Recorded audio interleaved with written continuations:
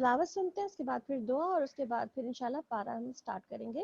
جی مدیحہ تلاوت لگا دیں.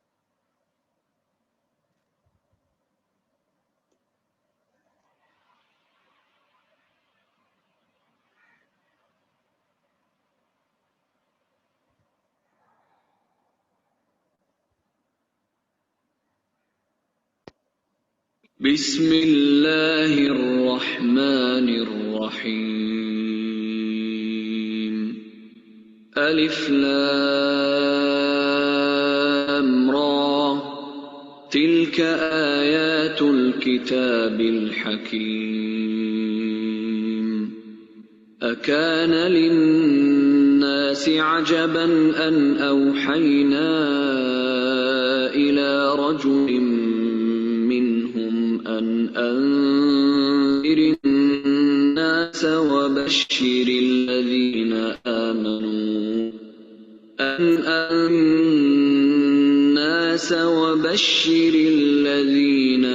آمنوا أن لهم قدم صدق عند ربهم. قال الكافرون إن هذا لساحر مبين.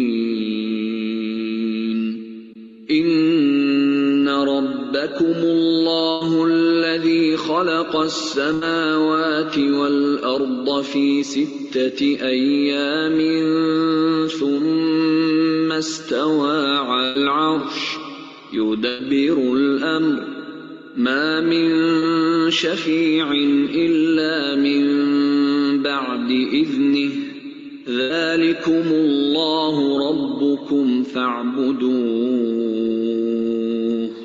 أفلا تذكرون. جزاکم اللہ خیرا. جی نحمده ونصلي على رسوله الكريم. اما بعد فاعوذ باللہ من الشیطان الرجیم. بسم اللہ الرحمن الرحیم. رب اشرح لي صدری ويسر لي امری واحلل عقدۃ من لسانی یفقهوا قولی. رب زدنی علما.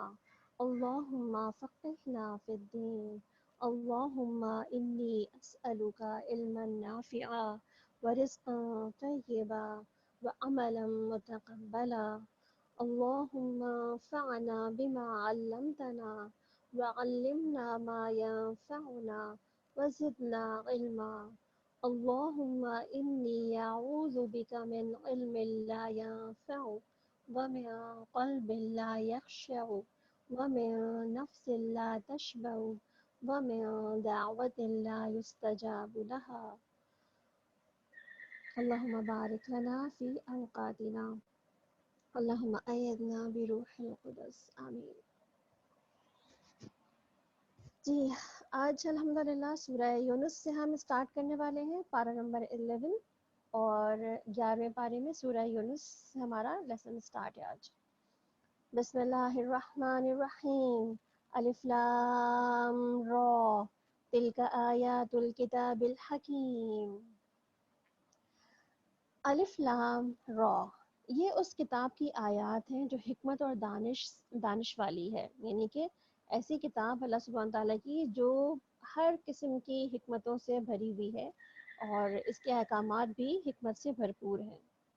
کیا لوگوں کے لیے یہ عجیب بات ہو گئی کہ اس نے خود انہی میں سے ایک آدمی کو اشارہ کیا کہ لوگوں کو ڈرائے اور جو مان لے ان کو خوشخبری دے دے. ان کے لیے ان کے رب کے پاس سچی عزت ہے. منکرین نے کہا کہ یہ شخص تو کھلا جادوگر ہے. یہاں پر اللہ سبحانہ تعالیٰ فرما کیا رہے ہیں کہ یہ جو نبی بھیجے جاتے ہیں، نبی کو جب بھیجا جاتا ہے تو ان میں عموماً جو ان کو کوئی نہ کوئی الزام لگایا جاتا ہے وہ کیا ہوتا ہے کہ یہ جادوگر ہیں اور انہوں نے جو ہے لوگوں کو اپنے سحر سے جو ہے اپنی طرف ارد گرد کر لیا ہے. اور خاص طور پر جو ہے آپ صلی اللہ علیہ وسلم کو بھی جو ہے جب وہ قرآن سناتے تھے تو یہی سب کہا گیا انہیں کہ یہ تو جادوگر ہے، لوگوں کو اپنی باتوں سے مسحور کر لیتا ہے.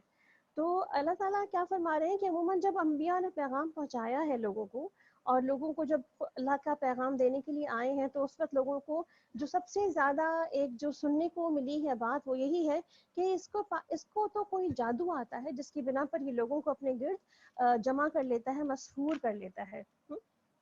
تو انشاءاللہ آج ہم کچھ اور چیزیں بھی دیکھیں گے اس میں جو ہمیں لگتی ہے دنیا میں کہ یہ جادوگری ہے، مگر اللہ تعالیٰ فرماتے ہیں کہ وہ جادوگری نہیں، وہ اللہ کی حکمتیں ہیں کہ وہ اس نے اس قرآن پاک میں یا اپنی کتابوں میں وہ الفاظ کی شیرینی ڈال دی ہوتی، وہ حلاوت ڈالی ہوئی ہوتی ہے جو لوگوں کے دلوں پر ایسے اثر کر جاتی ہے کہ لوگ لامحالہ اس کی طرف کھنچتے چلے آتے ہیں، وہ اپنا دامن چھڑا ہی نہیں سکتے اس تلاوت کو سننے کے بعد کہ وہ کہہ دیں کہ جی ہم پر کوئی اثر ہی نہیں ہو رہا۔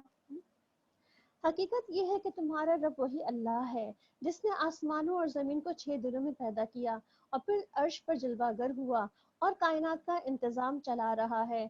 کوئی شفاعت کرنے والا نہیں الا یہ کہ اس کی اجازت کے بعد شفاعت کرے، یہی اللہ تمہارا رب ہے، لہٰذا تم اسی کی عبادت کرو، پھر کیا تم ہوش میں نہیں آؤ گے؟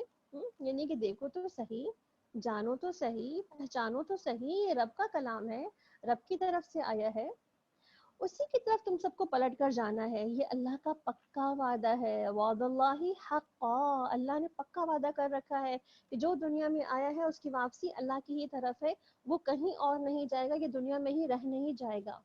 بے شک پیدائش کی ابتدا وہی کرتا ہے، پھر وہی دوبارہ پیدا کرے گا تاکہ جو لوگ ایمان لائے اور جنہوں نے نیک عمل کیے ان کو پورے انصاف کے ساتھ جزا دے، اور جنہوں نے کفر کا طریقہ اختیار کیا وہ کھولتا ہوا پانی پئیں اور دردناک سزا بھگتیں اس انکار کی وجہ سے جو وہ کرتے رہے تھے۔ یعنی کہ جب دنیا کو زیادہ اہمیت دینے لگ جاتا ہے انسان تو پھر اللہ تعالیٰ کیا فرماتے ہیں کہ پھر اس کو آخرت کی جو ساری نوید جو بھیج دی گئی تھی انبیاء کے ذریعے، کتابوں کے ذریعے سے، جب اس نے کان نہ دھرا اس کے اوپر تو پھر اللہ تعالیٰ فرماتے ہیں کہ پھر ہمیں ضرورت نہیں ہے ایسے انسانوں کی۔ وہی ہے جس نے سورج کو روشن اور چاند کو چمک دی، یعنی کہ سورج کو روشنی دی، اتنی چمک کہ وہ آج پوری دنیا کو چمکا کے رکھا ہوا ہے اس نے، ہر جگہ ہر اندھیرے کو جو ہے وہ روشنی سے بدل کر رکھا ہے اس نے، اور چاند کے گھٹنے بڑھنے کی منزلیں ٹھیک ٹھیک مقرر کر دیں تاکہ تم اس سے برسوں اور تاریخوں کا حساب معلوم کرو۔ جیسے کہ کل بھی آپ نے سنا ہوگا نا کہ کل بھی چاند دیکھنے کے لیے ہماری ٹیم جو ہے وہ بیٹھنے والی ہے، جو انشاءاللہ دیکھے گی کہ رمضان المبارک کا چاند کب نکلے گا۔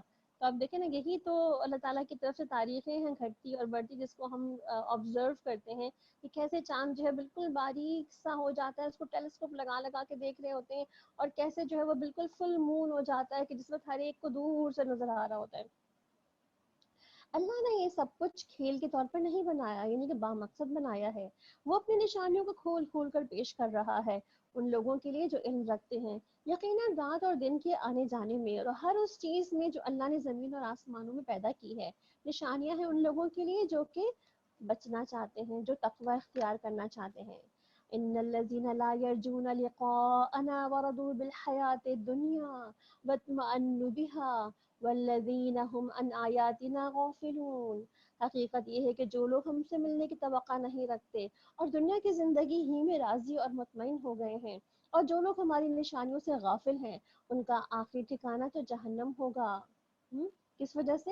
ان کے اس اعمال کی وجہ سے جو وہ کرتے رہے ہیں۔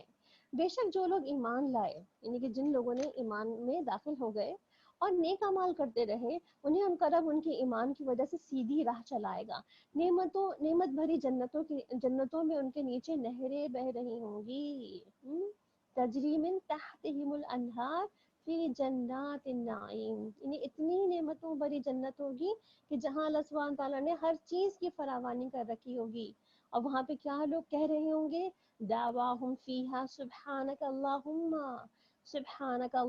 وتحیتہم فیہا سلام وآخر دعواہم ان الحمد للہ رب العالمین۔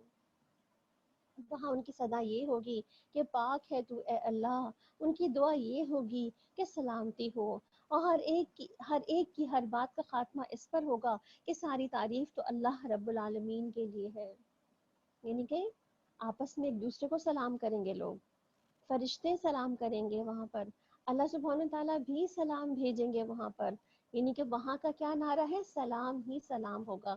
اب دیکھیں نا دنیا میں ہمارا اگر تکیہ کلام سلام ہے، ہم اٹھتے بیٹھتے چلتے پھرتے لوگوں کو سلام کرتے ہیں، ہم آتے جاتے لوگوں سے ملتے جلتے ہوئے سلام کرتے ہیں تو ڈیفینیٹلی ہمارے لیے بھی وہاں پہ سلام میں کوئی مشکل پیش نہ آئے گی. اور اگر دنیا میں ہمارا تکیہ کلام الحمدللہ ہوتا ہے کہ جیسے ہم کسی نے پوچھا کیا حال ہے یا خیریت ہے تو ہمارے منہ سے کوئی اور جملے نکلنے کے علاوہ جب الحمدللہ نکلتا ہے تو اب یہی دیکھیں نا کہ جن کی آخری پکار وآخر دعواہم، آخری پکار جن کی حمد و ثنا ہوگی تو الحمد کہنے والوں کو اللہ سبحانہ تعالیٰ کیا فرماتے ہیں؟ ان کو حمادون کہتے ہیں. اور جنت میں بیت الحمد ان کے لیے بنایا جاتا ہے.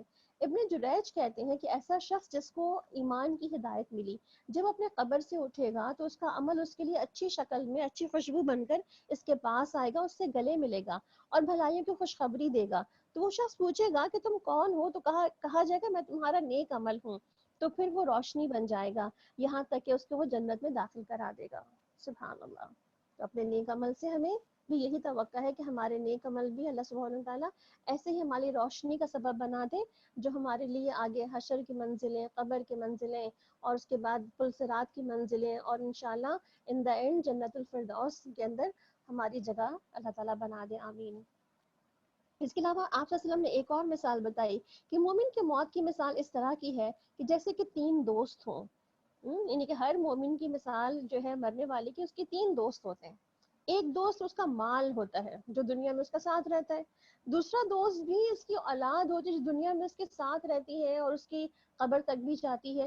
اور تیسرا دوست اس کا عمل ہوتا ہے جو نہ صرف ہے کہ دنیا میں ساتھ رہتا ہے بلکہ قبر تک بھی ساتھ رہتا ہے، ساتھ جاتا ہے اور قبر میں ساتھ رہتا بھی ہے.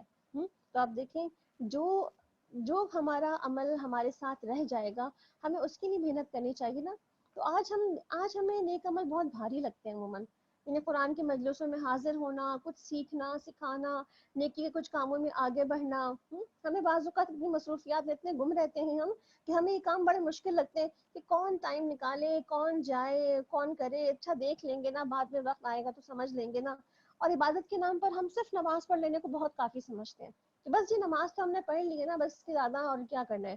اور نماز بھی ہماری کیسی ہوتی ہے، جلدی کی بس فرض ہم سر سے اتارتے ہیں کہ بس جی نماز تو کم از کم پڑھ لی ہم نے. ہماری پوری عبادتیں، ہمارا پورا نیک عمل جو ہے وہ صرف ہماری نماز کے گرد گھوم رہا ہوتا ہے. اور بعض اوقات ہماری نماز بھی بہت خشوع اور خضوع کے ساتھ نہیں، بہت دل کی حضوری اور حاضری کے ساتھ نہیں ہوتی. صرف اور صرف جو ہے وہ ایسی ہی ہوتی ہے کہ بس ہم فرض اتار دیں سر کے اوپر سے اپنے. تو ہم خود دیکھیں، غور کریں، کیا یہ ہمارا نیک عمل ہے؟ کیا یہ ہمیں ہماری قبر تک ہمیں لے کے جائے گا؟ کیا یہ آخرت تک اور جنت کی منزلوں تک ہمیں پہنچائے گا؟ اور اگر نہیں تو پھر ہمیں آج ہی سوچنے کی ضرورت ہے کہ کیا ہم واقعی میں اللہ سبحانہ تعالیٰ کے اس کہتے ہیں نا کہ اس جنت کے مستحق ہیں جہاں پر ہم اللہ تعالیٰ ہمیں لے کے جائیں گے اور جہاں ہم جہاں پہ بے شمار نعمتیں ہوں گی. تو آج ہمیں نیک عمل کرنے کی ضرورت ہے. تو آج اگر ہم یہ دیکھ لیں کہ سورہ یونس کی جو ابتدا ہے اس کے اندر ہمیں نیک عمل کی ابتدا سے بات شروع ہو گئی ہے. اس کا مطلب ہے کہ آج ہم اپنی نیک عمل پر غور و فکر کرتے ہیں. یعنی کہ سورہ توبہ میں ہم توبہ اور استغفار پہ غور و فکر کر رہے تھے.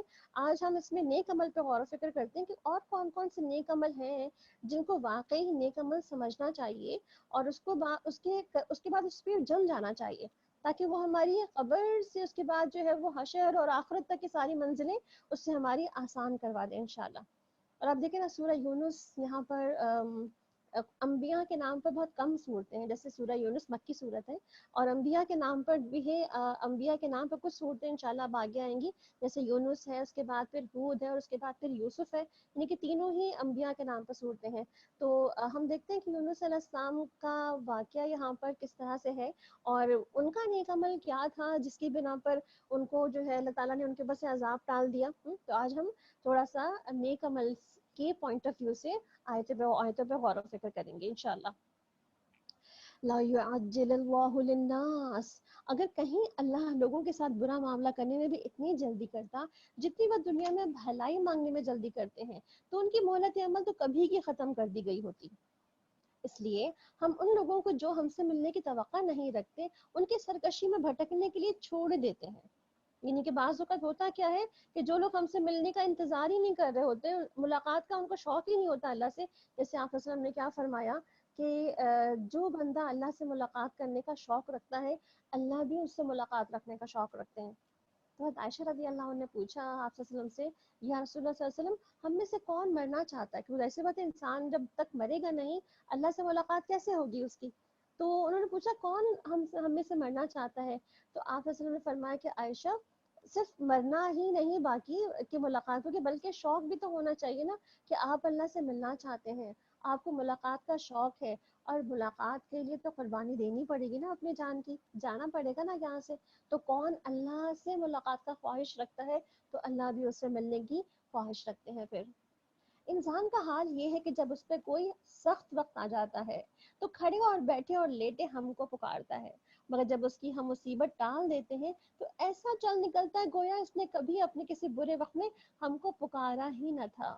اللہ تعالیٰ شکوہ کر رہے ہیں یہاں پہ انسان کی جو ہے وہ بھول جانے والی عمل کا, کہ کیسے انسان پھر ہمیں بھلا دیتا ہے. یعنی کہ جس سے کام پڑا تو کام کے لیے تو جی حضوری کی ہم نے, اور خوب سجدے اور خوب ٹکرے ماری اور خوب اللہ تعالیٰ کے آگے روئے گڑ گڑائے, اور جیسے کام مکمل ہو گیا مطلب پورا ہو گیا ہم نے سب کو ڈالا سائڈ پر, اپنے کاموں میں دوبارہ ادھر ہی لگ گئے جہاں پہلے لگے ہوئے تھے. اسی طرح حد سے گزر جانے والوں کے لیے تو ان کے کرتوت خوشنما بنا دیے گئے ہیں, یعنی کہ جو وہ کر رہے ہیں وہ خوشنما بنا دیے گئے ہیں. اور لوگوں تم سے پہلے کی قوموں کو ہم نے ہلاک کر دیا جب انہوں نے ظلم کی روش اختیار کی, اور ان کے رسول ان کے پاس کھلی نشانیاں لے کر آئے اور انہوں نے ایمان لا کر ہی نہ دیا. اسی طرح ہم مجرموں کو ان جرائم کا بدلہ دیا کرتے ہیں. اب ان کے بعد ہم نے تم کو زمین میں ان کی جگہ دی ہے تاکہ دیکھیں کہ تم کیسے عمل کرتے ہو. جب انہیں ہماری صاف صاف باتیں سنائی جاتی ہیں تو وہ لوگ جو ہم سے ملنے کی توقع نہیں رکھتے کہتے ہیں کہ اس کے بجائے کوئی اور قرآن لاؤ یا اس میں کچھ ترمیم ہی کر لو, یعنی کچھ اضافہ کچھ ترمیم کچھ اس میں کریکشن کر لو تاکہ یہ ہمارے لیے جو ایکسیپٹیبل ہو جائے. اے محمد صلی اللہ علیہ وسلم ان سے کہو میرا یہ کام نہیں کہ میں اپنی طرف سے اس میں کوئی تبدیلی کر لوں, یعنی کہ نہ کہ آپ صلی اللہ علیہ وسلم کی ذات اس قرآن پاک میں کوئی تبدیلی کر سکتی تھی, یعنی کہ ان کو بھی اختیار حاصل نہیں تھا, اور آپ صلی اللہ علیہ وسلم کے بعد ہماری امت میں سے یا کسی بھی انسان کو دنیا کے آج تک یہ اختیار حاصل نہیں کہ وہ اس قرآن کی کوئی تبدیلی بھی کر سکے, کیونکہ اللہ سبحانہ تعالیٰ نے خود اس کے بارے میں کیا فرما دیا, یہ قرآن کیسا ہے, اس کو اللہ تعالیٰ نے ہی نازل کیا ہے, انا نزلنا علیک القرآن للذکر, اور اس کے بعد اللہ تعالیٰ نے کیا مزید فرما دیا اس کے اندر کہ ہم ہی اس کی حفاظت کرنے والے ہیں. تو آپ صلی اللہ علیہ وسلم کی بھی اجازت نہیں تھی تبدیلی کی, تو ہم میں سے بھی کوئی اس کی تبدیلی نہیں کر سکتا کہ اللہ تعالیٰ نے اس کو ویسی حفاظت اس کی کر چکے ہیں. میں تو بس اسی وحی کا پیروکار ہوں جو میرے پاس بھیجی جاتی ہے, اور اگر میں اپنے رب کی نافرمانی کروں تو مجھے ایک بڑے ہولناک دن کے عذاب کا ڈر ہے. یعنی کہ آپ صلی اللہ علیہ وسلم بھی اس دن کے عذاب سے ڈر رہے ہیں جس دن کا عذاب ہر ایک کو لاگو ہو جائے گا. اور کہو اگر اللہ کی مشیت یہی ہوتی تو میں یہ قرآن تمہیں کبھی نہ سناتا اور اللہ تمہیں اس کی خبر تک نہ دیتا. آخر اس سے پہلے میں تمہارے درمیان ایک عمر گزار چکا ہوں. یعنی آپ صلی اللہ علیہ وسلم نے 40 سال کی عمر میں جب ان کو نبوت ملی, اس سے پہلے وہ کیا کہہ رہے ہیں کہ میں اس سے پہلے 40 سال تم لوگوں کے درمیان ہی رہا تھا, میں نے اس سے پہلے تو کبھی تم سے کوئی ایسی بات کی نہیں تھی, اور آج اگر یہ بات کر رہا ہوں تو اس کا مطلب ہے ضرور تمہیں سوچنا چاہیے کہ آج ایک شخص جو کہ امی تھا, اس کے پاس کوئی پریویس نالج نہیں تھی, وہ اتنی گہری اور اتنی زبردست باتیں کیسے کر رہا ہے. مطلب انسان کو سوچنا چاہیے تھا کہ یہ واقعی باتیں اللہ کی طرف سے ہوں گی, یہ انسان اپنی طرف سے پہلے کبھی بات نہیں کی تو آپ کیسے کر سکتا ہے. کیا تم عقل سے کام نہیں لیتے؟ پھر اس سے بڑھ کر ظالم اور کون ہوگا جو ایک جھوٹی بات گڑھ کر اللہ کی طرف منسوب کرے یا اللہ کی واقعی آیات کو جھوٹا قرار دے. یقیناً مجرم کبھی فلاح نہیں پا سکتے. وَيَعْبُدُونَ مِن دُونِ اللَّهِ مَا لَا يَضُرُّهُمْ وَلَا يَنفَعُهُمْ, اور یہ لوگ اللہ کے سوا ان کی عبادت کر رہے ہیں جو نہ ان کو نقصان پہنچا سکتے ہیں اور نہ ہی نفع, اور کہتے یہ ہیں کہ یہ اللہ کہ ہاں ہمارے سفارشی ہیں. اے محمد صلی اللہ علیہ وسلم ان سے کہو کیا تم اللہ کو اس بات کی خبر دیتے ہو جسے وہ نہ آسمانوں میں جانتا ہے نہ زمین میں, پاک ہے وہ اور بالا تر ہے اس شرک سے جو یہ لوگ کرتے ہیں. ابتدا میں سارے انسان ایک ہی امت تھے, بعد میں انہوں نے مختلف عقیدے اور مسلک بنا لیے. یعنی کہ سارے کے سارے دین پہلے اسلام ہی تھا اور ایک ہی امت تھے سارے کے سارے. اور اگر تمہارے رب کی طرف سے پہلے ہی ایک بات طے نہ کر لی گئی ہوتی تو جس چیز میں وہ باہم اختلاف کر رہے ہیں اس کا فیصلہ تو کر دیا جاتا، یعنی کہ پہلے ہی اللہ تعالیٰ سارے فیصلے نمٹا کر کے اپنے ڈیسیشنز لے لیتا۔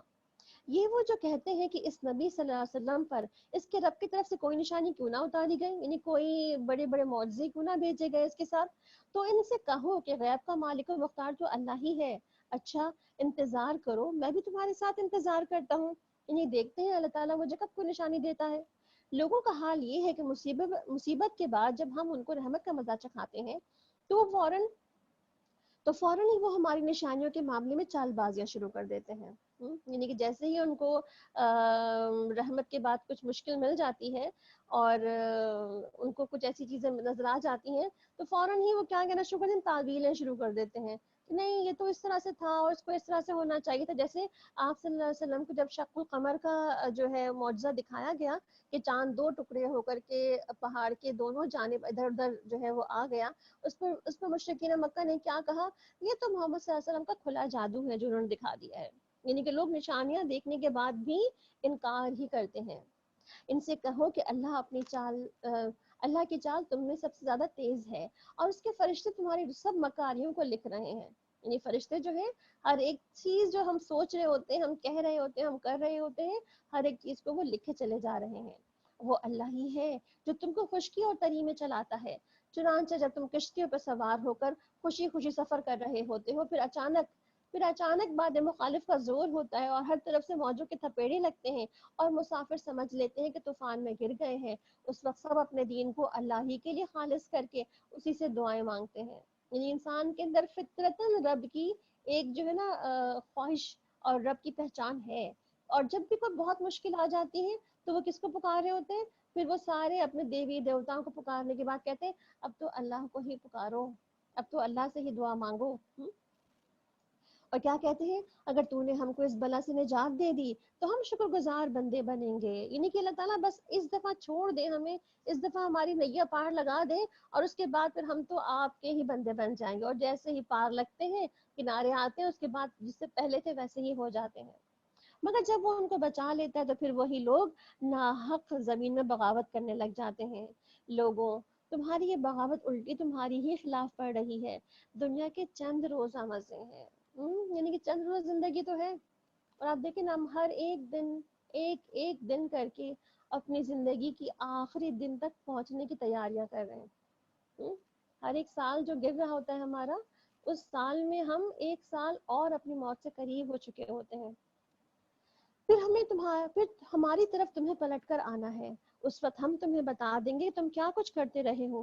دنیا کی یہ زندگی، اس کی مثال ایسی ہے جیسے کہ آسمان سے ہم نے پانی برسایا تو زمین کی پیداوار جسے آدمی اور جانور سب کھاتے ہیں خوب گھنی ہو گئی۔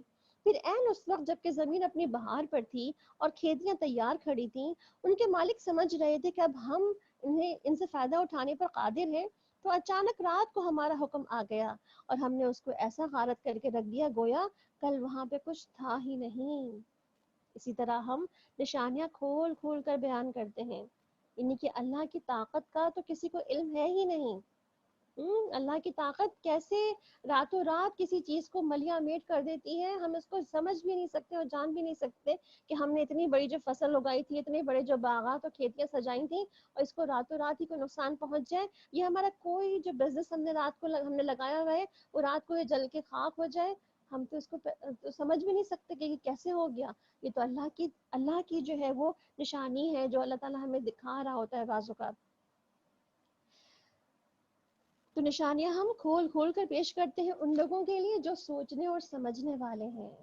واللہ یدعو الی دار السلام ویہدی من یشاء الی صراط مستقیم، اور اللہ تمہیں دار السلام کی دعوت دے رہا ہے، یعنی اسلام کی دعوت دے رہا ہے، اسلام کے گھر کی دعوت دے رہا ہے، یعنی کہ جنت کی دعوت دے رہا ہے۔ یعنی کہ دنیا میں اچھے کام کرو گے، نیک اعمال کرو گے تو تمہارا الٹیمیٹ، تمہارا جو ڈیسٹینیشن ہے وہ کیا ہوگا، وہ جنت ہوگی۔ اور جنت ہی ایسی جگہ ہے جہاں پہ ہر طرح کی سلامتی ہے، ہر طرح کی چیزوں سے امن اور امان ہے، جس کو وہ چاہتا ہے سیدھا راستہ دکھا دیتا ہے۔ للذین احسنوا الحسنى وزیادہ ولا يرحق وجوہہم قتر ولا ولا يرحق وجوههم قتر ولا ذلہ، اور جن لوگوں نے بھلائی کا طریقہ اختیار کیا ان کے لیے بھلائی ہے اور مزید فضل بھی ہے۔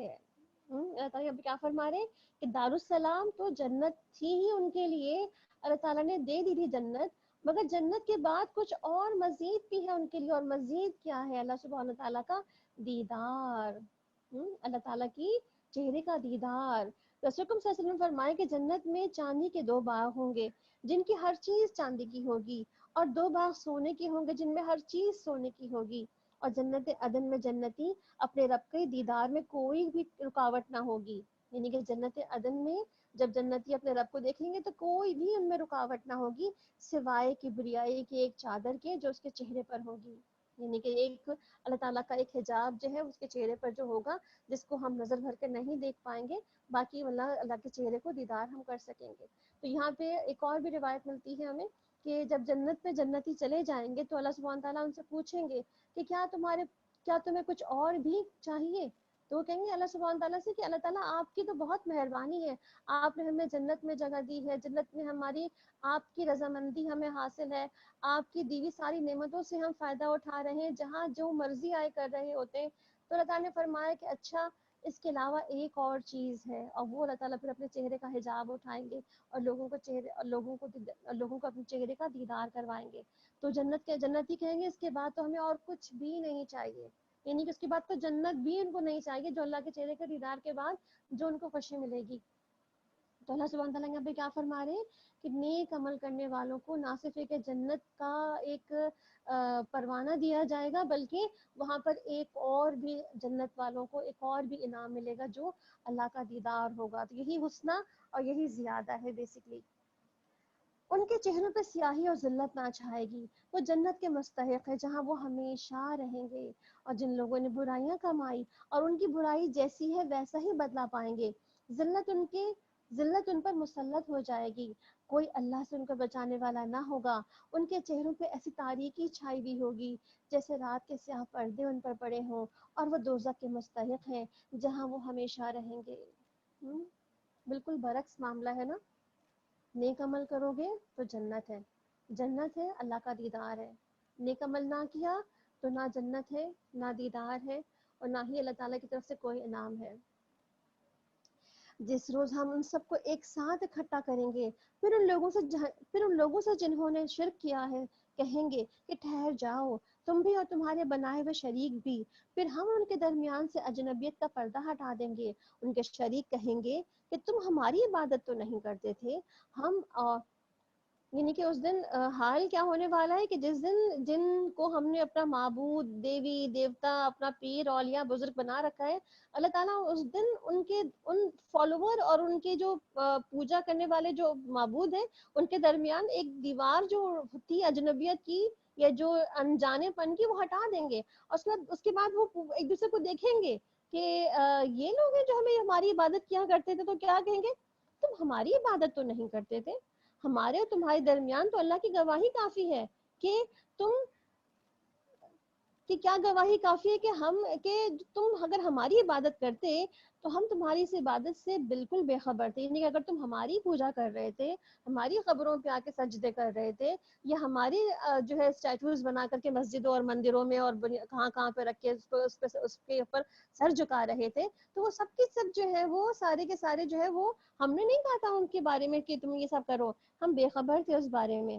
اس وقت ہر شخص اپنے کیے کا مزہ چکھ لے گا، سب اپنے حقیقی مالک کی طرف پھیر دیے جائیں گے، اور وہ سارے جھوٹ جو انہوں نے گھڑ رکھے تھے گم ہو جائیں گے۔ قُلْ مَن يَرْزُقُكُم مِّنَ السَّمَاءِ وَالْأَرْضِ، ان سے پوچھو کون تم کو آسمان اور زمین سے رزق دیتا ہے؟ کون دیتا ہے ہمیں؟ اللہ ہی دیتا ہے نا، اللہ ہی دیتا ہے۔ یہ سماعت اور بینائی کی قوتیں کس کے اختیار میں ہے؟ کون بے جان سے جاندار کو اور بے جان سے جاندار کو نکال دیتا ہے؟ یعنی کہ اللہ تعالیٰ کیا فرماتے ہیں کہ کوئی بے جان چیزیں ہوتی ہیں اس میں سے جاندار نکل آتے ہیں، اور کچھ جاندار چیزیں ہوتی ہیں جن میں سے بے جان نکل آتے ہیں، اور کون تدبیر کر رہا ہے، یعنی کون جو ہے ساری تدبیریں کر رہا ہے اس کائنات کی؟ وہ ضرور کہیں گے کہ اللہ، پھر کہو کہ تم پرہیز نہیں کرتے، تب تو یہی تمہارا سچا رب ہے، پھر حق کے بعد گمراہی کے سوا اور کیا باقی رہ گیا؟ آخر تم کدھر پھرائے جا رہے ہو؟ اس طرح نافرمانی کرنے والوں پر تمہارے رب کی بات سچی ہو گئی کہ وہ مان کر نہ دیں گے۔ اب دیکھیں رزق کے دروازے تو اللہ ہی کے پاس ہیں، اور انشاءاللہ رزق کی بات بھی ہم آگے بھی پڑھیں گے آج، تو انشاءاللہ اینڈ میں ہم کچھ اور آج رزق کی دعائیں بھی دیکھیں گے کہ کون سی دعائیں ہم مانگے تو اللہ تعالیٰ ہمارے لیے رزق ہمارا کشادہ کرے، ہمارے لیے حلال رزق ہمیں عطا کرے، اور اس میں برکتیں بھی بہت ساری رکھ دیں انشاءاللہ۔ ان سے پوچھو کہ تمہارے ٹھہرائے ہوئے شریکوں میں سے کوئی ہے جو تخلیق کی ابتدا بھی کرتا ہو اور پھر اس کا جو ہے دوبارہ سے اعادہ بھی کرے؟ یعنی کوئی ہے ایسا جو تمہارے شریکوں میں سے جو تمہیں پیدا کرتا ہو، اس کے بعد تمہیں مر جانے کے بعد تمہیں دوبارہ زندہ کر سکے؟ کہو کہ وہ صرف اللہ ہے جو تخلیق کی ابتدا بھی کرتا ہے اور اس کا اعادہ بھی، اور پھر تم کس الٹی راہ پہ چلائے جا رہے ہو؟ ان سے پوچھو کہ تمہارے شریکوں میں سے کوئی ایسا بھی ہے جو حق کی طرف رہنمائی کرتا ہو؟ کہو کہ وہ صرف اللہ ہے جو حق کی طرف رہنمائی کرتا ہے۔ پھر بھلا بتاؤ کہ جو حق کی طرف رہنمائی کرتا ہے وہ اس سے زیادہ مستحق ہے کہ اس کی پیروی کی جائے، یا جو خود راہ نہیں پاتا اللہ یہ کہ اس کی رہنمائی کی جائے؟ آخر تمہیں کیا ہو گیا ہے؟ کیسے الٹے الٹے فیصلے کرتے ہو؟ یعنی کیا ہو گیا ہے تمہیں؟ کیسے عجیب عجیب باتیں کر رہے ہو؟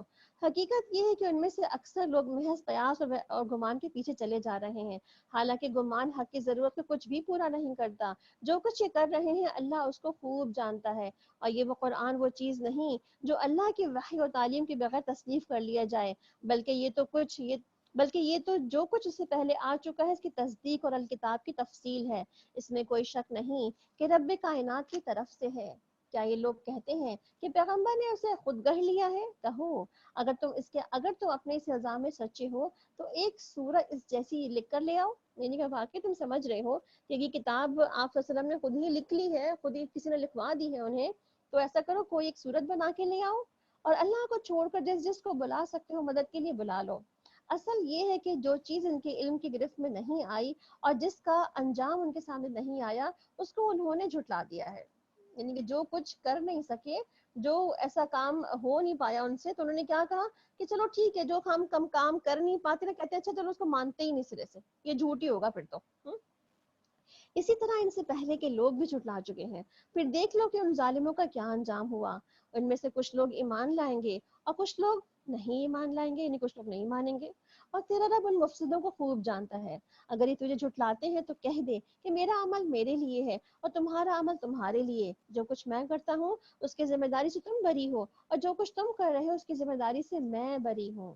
یعنی کہ سب کے لیے، سب کے عمل سب کے لیے ہیں، جو عمل کرے گا وہ خود ہی بھگتے گا اپنے عمل کی جزا یہ سزا۔ یعنی کوئی کسی کا بوجھ نہ اٹھائے گا، کوئی کسی عمل کو کسی اور سے شیئر نہیں کر سکتا کہ میری کچھ نہیں کیا تم لے لو اور تمہارے گناہ کچھ میں لے لیتا ہوں۔ یہ دنیا میں تو بڑے ہم کہہ رہے ہوتے ہیں نا کہ محبت میں کہ میں تمہاری جگہ ساری جو سزا میں بھگت لوں گا تمہارے لیے، ساری مصیبتیں میں جھیل لوں گی تمہارے لیے، تو ایسا سے ہم دنیا میں کہتے ہی ہیں، قیامت کے دن ایسا کچھ ہو نہیں سکتا۔ ان میں سے بہت سے لوگ وہ ہیں جو آپ کی باتیں سنتے ہیں، مگر کیا تم بہروں کو سناؤ گے جو کچھ بھی نہ سمجھتے ہو؟ یعنی کہ سن کر کے جو انسنا کر جائے، سن کر عمل ہی نہ کرے، تو وہ بہرا ہی تو ہوا نا۔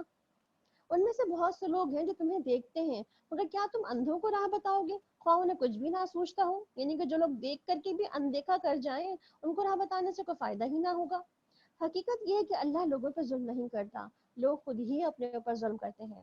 جس روز اللہ ان کو اکٹھا کرے گا تو گویا تو یہ محض ایک گھڑی بھر ہی آپس کی جان پہچان کرنے کو ٹھہرے تھے، لیکن جب ان کو اللہ تعالیٰ اکٹھا کریں گے، قیامت کے دن ان کو اٹھایا جائے گا، ساعۃ من النہار ہوگی، تو پھر لوگوں سے پوچھا جائے گا کہ تم کتنا ٹھہرے تھے، لم یلبسوا الا ساعۃ من النہار، کہ ہم تو صرف ایک گھڑی ہی ٹھہرے ہوں گے، بس اس سے زیادہ تو ہم نے وقت نہیں گزارا دنیا کے اندر۔ فی الواقع بہت سخت، یعنی اس وقت کیا پتہ چل جائے گا کہ فی الواقع لوگ بہت گھاٹے میں رہے کہ جنہوں نے اللہ کی ملاقات کو جھٹلا دیا تھا، وہ ہرگز سیدھی راستے پہ نہ تھے۔ جن برے نتائج سے ہم انہیں ڈرا رہے ہیں ان کا کوئی حصہ ہم تمہارے جیتے جی بھی دکھا دیں یا اس سے پہلے ہم تمہیں ہی اٹھا لیں، بہرحال انہیں آنا تو ہماری ہی طرف ہے، اور جو کچھ یہ کر رہے ہیں اس پر اللہ گواہ ہے۔ یقین ہو ہمیں اس بات کا کہ اللہ کے سامنے ہم کھڑے ہوں گے، اللہ تعالیٰ حساب کتاب لے گا، اور اس دن جو ہے اللہ تعالیٰ کے سامنے ہمیں اپنے حساب کتاب میں بالکل سچائی کے ساتھ جو ہے فیصلے سننے پڑیں گے اس کے۔ تو اگر ہمیں اس بات کا یقین ہو تو اللہ تعالیٰ کیا فرما رہے ہیں یہاں پہ کہ ایسے لوگ جو جھٹلانے والے ہیں، جو سن کے انسنا کرنے والے ہیں، جو دیکھ کر کے اندیکھا کرنے والے ہیں، ان کے لیے کوئی بھی نشانی لے آئی جائے، ان کو کوئی طریقے سے سمجھا دیا جائے، مگر اگر وہ ماننے والے نہیں ہیں تو وہ پھر انکار ہی کی روش پہ رہیں گے۔ وَلِكُلِّ أُمَّةٍ رَسُولٌ، اور ہر امت کے لیے ایک رسول ہے، یعنی ہماری امت کے لیے بھی، ہمارے لیے بھی ایک رسول ہے، آپ صلی اللہ علیہ وسلم کی ذات، جنہوں نے ہمیں اپنا دین، اپنی اس قرآن اور اپنی تعلیمات مکمل کر کے دی۔ پھر جب کسی امت کے پاس اس کا رسول آ جاتا ہے تو اس کا فیصلہ پورے انصاف کے ساتھ چکا دیا جاتا ہے، اور اس پر ذرہ برابر بھی ظلم نہیں کیا جاتا۔ کہتے ہیں اگر تمہاری یہ دھمکی سچی ہے تو آخر یہ کب پوری ہوگی؟ کہو کہ میرے اختیار میں تو خود اپنا نفع اور نقصان بھی نہیں، یعنی کہ میں اپنے تو خود ہی نفع نقصان کے مالک نہیں، تو تمہاری نفع نقصان کو میں کیسے پورا کر سکتا ہوں؟ سب کچھ اللہ کی مشیت ہے۔ ہر امت کے لیے مہلت ایک مدت ہے، یعنی ہر ایک امت کی ایک مہلت کی مدت ہے کہ جو اپنا ٹائم پیریڈ ختم کر لے گی اس کے بعد اس کی امت ختم ہو جائے گی، وہ اس کی مہلت بھی ختم ہو جائے گی۔ جب یہ مدت پوری ہو جاتی ہے تو گھڑی بھر کی تقدیم و تاخیر نہیں ہوتی۔ اور ایسے ہی انسانوں کا بھی تو حال ہے نا، کہ آپ دیکھیں جب کسی کی موت کا وقت قریب آ جاتا ہے یا موت کا وقت لکھا ہوتا ہے تو پھر وہ کوئی بھی کہتے ہیں نا ایک لمحہ دیر نہیں ہوتی، یا ایک لمحہ وہ دن ٹائم جو ہے وہ آگے نہیں جا رہا ہوتا، یعنی کہ اتنے بج کر اتنے منٹ پر اتنے سیکنڈ پہ والی بات ہو جاتی ہے۔ ان سے کہو کبھی تم نے یہ سوچا کہ اگر اللہ کا عذاب اچانک رات کو یا دن کو آ جائے، یعنی کہ پھر تم کیا کرو گے؟ اگر ایسا ہو تو آ جائے تو پھر کیا کرو گے؟ اور آپ دیکھیں نا موت بھی تو ایسے ہی ہے نا، کبھی بھی دن رات کسی کو بتا کے تو نہیں آتی نا، بن بتائے کبھی بھی آ جاتی ہے۔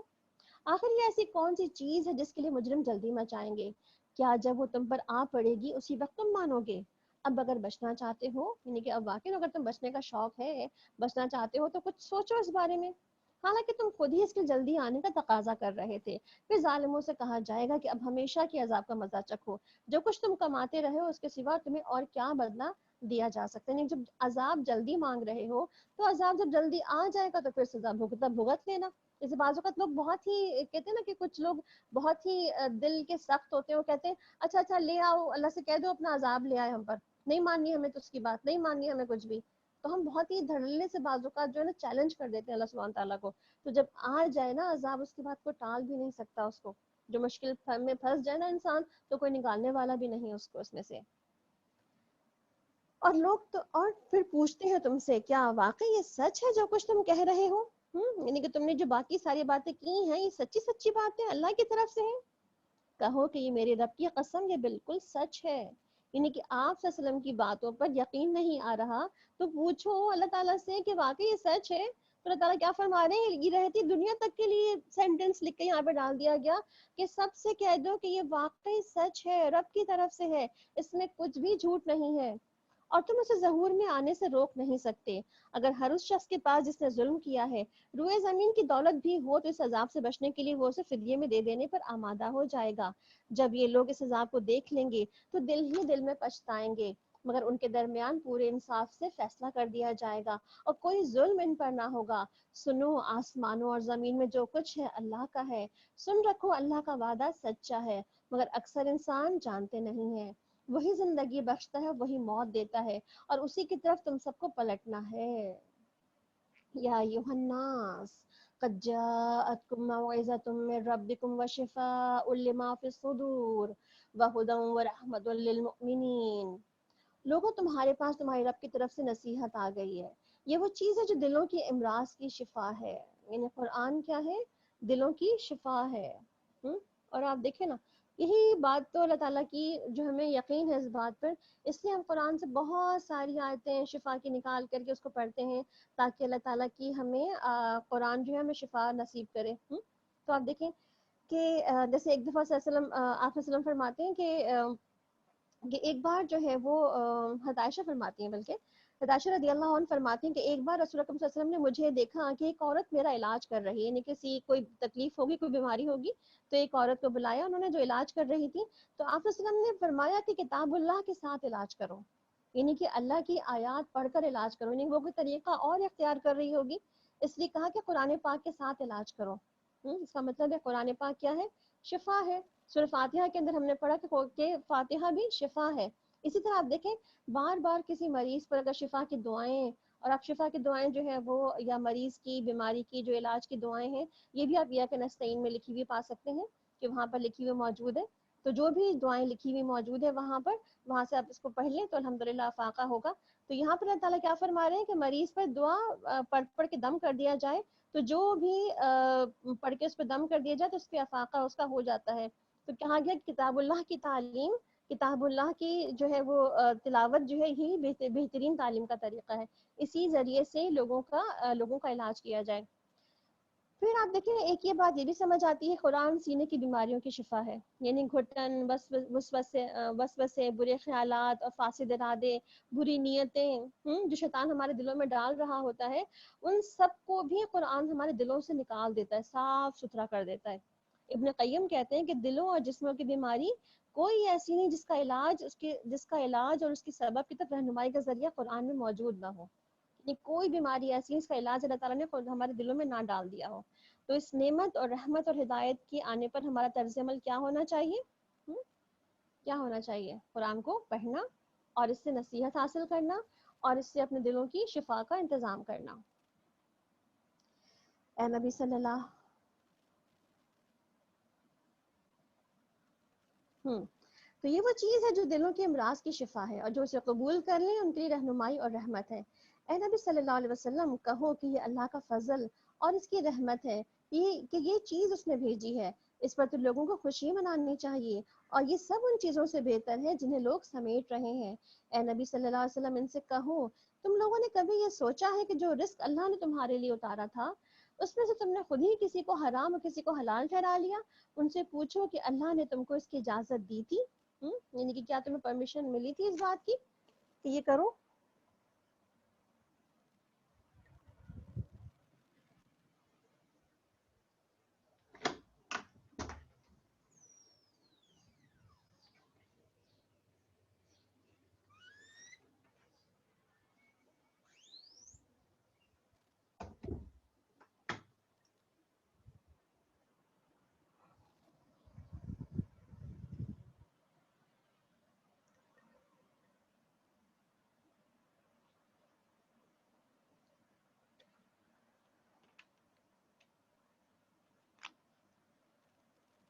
ام علی اللہ تفترون، یا تم اللہ پہ جھوٹ گڑھ رہے ہو؟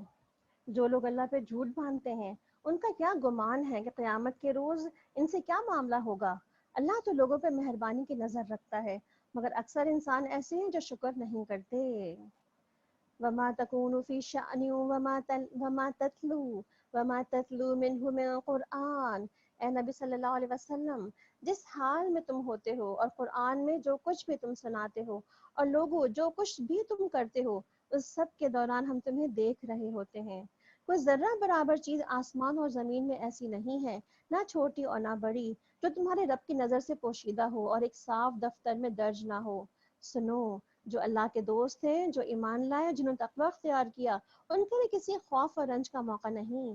دنیا اور آخر دونوں زندگیوں میں ان کے لیے بشارت ہی بشارت ہے. اللہ تعالیٰ یہاں پہ کیا فرما رہے ہیں کہ ان کے لیے بشارت ہی بشارت ہے. اور خاص طور پہ یہ علی آیت اس پہ غور کریں کہ الا ان اولیاء اللہ لا خوف علیہم ولا هم یحزنون، کہ جو اللہ کے دوست ہیں، اللہ کے ولی ہیں، اللہ کے ساتھی ہیں. نبی کریم صلی اللہ علیہ وسلم نے فرمایا کہ اللہ کے کچھ بندے ایسے ہوں گے جو نہ نبی ہوں گے نہ شہید، لیکن قیامت کے دن اللہ کے ہاں ان کے بلند درجے ہوں گے، یعنی کہ انبیاء اور شہداء بھی ان پر رشک کریں گے. صحابہ نے پوچھا کہ وہ کون ہوں گے؟ تو آپ صلی اللہ علیہ وسلم نے فرمایا یہ وہ لوگ ہوں گے جو آپس میں اللہ کی کتاب یا اللہ سے محبت کی بنا پر آپس میں محبت کرتے ہوں گے، حالانکہ ان کا آپس میں نہ کوئی رشتہ تھا نہ ہی کوئی مالی لین دین تھا. اللہ کی قسم ان کے چہرے پر نور ہوں گے وہ، اور لوگ جس دن خوف زدہ ہوں گے انہیں اس دن کوئی خوف نہ ہوگا، جس دن لوگ غمگین ہوں گے انہیں کوئی غم لاحق نہ ہوگا. پھر آپ نے یہی والی آیت پڑھی کہ الا ان اولیاء اللہ لا خوف علیہم ولا هم یحزنون. تو الحمدللہ ابو ذر کہتے ہیں کہ میں نے نبی کریم صلی اللہ علیہ وسلم سے عرض کیا کہ ایک آدمی خالص اللہ کے لیے کوئی کام کرتا ہے لیکن لوگ اس سے اس کام کی وجہ سے محبت کرنے لگ جاتے ہیں.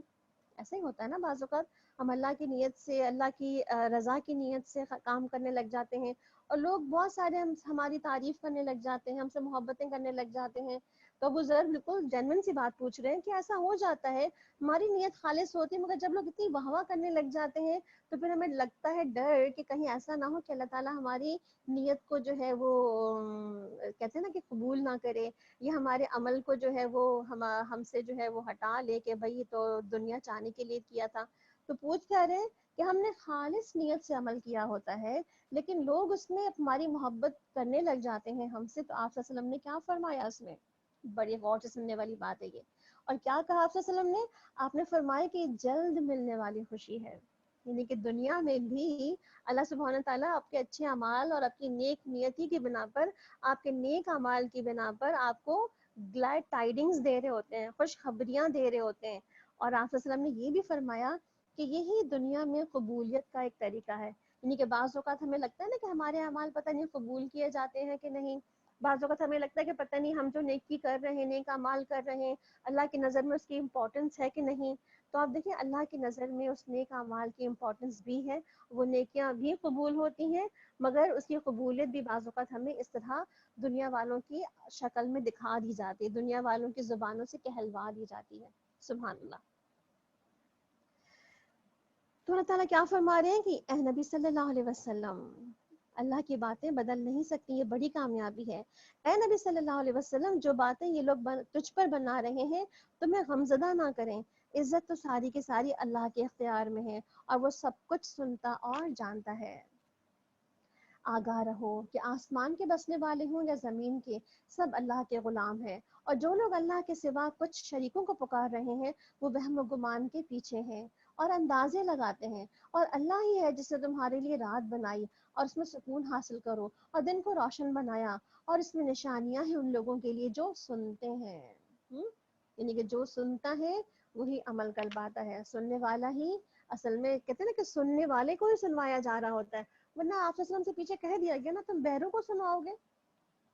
قالوا اتخذ اللہ ولدا سبحانہ، لوگوں نے کہہ دیا کہ اللہ نے کسی کو بیٹا بنا لیا ہے، سبحان اللہ، وہ تو بے نیاز ہے، آسمانوں اور زمین میں جو کچھ ہے سب اسی کی ملک ہے، یعنی اسی کی ملکیت میں ہے۔ تمہارے پاس اس قول کے لیے آخر دلیل کیا ہے کہ کیا تم اللہ کے متعلق وہ باتیں کہتے ہو جو تمہارے علم میں نہیں ہے؟ اے محمد صلی اللہ علیہ وسلم کہہ دو کہ جو لوگ اللہ پر جھوٹ باندھتے ہیں وہ ہرگز فلاح نہیں پا سکتے، دنیا کی چند روزہ زندگی کے مزے کر لیں، پھر ہماری طرف ان کو پلٹنا ہے، پھر ہم اس کفر کے بدلے جس کا وہ ارتکاب کر رہے تھے ان کو سخت سزا کا مزہ چکھائیں گے۔ وَاتْلُ عَلَيْهِمْ نَبَأَ نُوحٍ إِذْ قَالَ لِقَوْمِهِ، اور ان کو نوح علیہ السلام کا قصہ سناؤ، اس وقت کا قصہ جب اس نے اپنی قوم سے کہا تھا کہ اے میری قوم، اگر میرا تمہارے درمیان رہنا اور اللہ کی آیات سنا کر تمہیں نصیحت کرنا تمہارے لیے ناقابل برداشت ہو گیا ہے تو میرا بھروسہ اللہ پر ہے، اور تم اپنے شریکوں کو ساتھ لے کر کے ایک فیصلہ کر لو اور اس میں خوب سوچ سمجھ لو تاکہ اس کا کوئی پہلو تمہاری نگاہ سے پوشیدہ نہ رہے، پھر میرے خلاف اس کو عمل میں لے آؤ اور مجھے ہرگز مہلت نہ دو۔ تم نے میری نصیحت سے منہ موڑا، میں تم میں سے کسی کی اجر کا طلبگار نہ تھا، میرا اجر تو اللہ کے ذمے ہے، اور مجھے حکم دیا گیا ہے کہ میں خود مسلم بن کر رہوں۔ انہوں نے جھٹلایا اور نتیجہ یہ ہوا کہ ہم نے اسے اور ان لوگوں کو جو اس کے ساتھ کشتی میں تھے بچا لیا، اور انہی کو زمین میں جانشین بنایا، اور ان سب لوگوں کو غرق کر دیا جنہوں نے ہماری آیات کو جھٹلایا تھا۔ بس دیکھ لو کہ جنہیں خبردار کیا گیا تھا ان کا انجام کیا ہوا۔ پھر نوح علیہ السلام کے بعد ہم نے مختلف پیغمبروں کو ان کی قوموں کی طرف بھیجا اور وہ ان کے پاس کھلی نشانیاں لے کر آئے، مگر جس چیز کو انہوں نے پہلے جھٹلا دیا تھا اسے مان کر نہ دیا، اس طرح ہم حد سے گزر جانے والوں کے دلوں پر مہر لگا دیتے ہیں، یعنی کہ دل سخت ہو جائے تو پھر توفیق بھی چھن جاتی ہے۔ پھر ان کے بعد ہم نے موسیٰ علیہ السلام اور ہارون علیہ السلام کو اپنے شانیوں کے ساتھ فرعون اور اس کے سرداروں کی طرف بھیجا، مگر انہوں نے بھی تکبر کیا اور وہ مجرم لوگ تھے۔ بس جب ہمارے پاس سے حق ان کے سامنے آیا تو انہوں نے کہہ دیا کہ یہ تو کھلا جادو ہے۔ موسیٰ علیہ السلام نے کہا تم حق کو یہ کہتے ہو، یعنی کہ حق کو تم جادو کہہ رہے ہو جبکہ وہ تمہارے سامنے آ گیا، کیا یہ جادو ہے؟ حالانکہ جادوگر تو فلاح نہیں پایا کرتے۔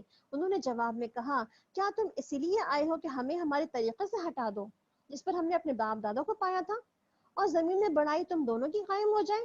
تمہاری تو بات ہم ماننے والے ہی نہیں ہیں۔ اور فرعون نے کہا کہ ہر ماہر فن جادوگر کو میرے پاس حاضر کرو جب جادوگر آ گئے تو موسیٰ علیہ السلام نے ان سے کہا جو کچھ تمہیں پھینکنا ہے پھینکو، اور پھر جب انہوں نے اپنے جادو پھینک دیے تو موسیٰ علیہ السلام نے کہا کہ جو کچھ بھی تم نے پھینکا ہے یہ جادو ہے، یعنی کہ یہ جادو ہے، اور اللہ بھی اللہ ابھی اسے باطل کیے دیتا ہے، یعنی کہ تم جو کہہ رہے ہو کہ یہ میں جادو لے کر آیا بلکہ یہ جادو ہے۔ اور آپ دیکھیں یہاں پہ جو آیت ہے نا کہ اور اسے اللہ تعالیٰ کہتے ہیں باطل کر دیتے ہیں، اور مفسدوں کے کام کو اللہ سدھرنے نہیں دیتے۔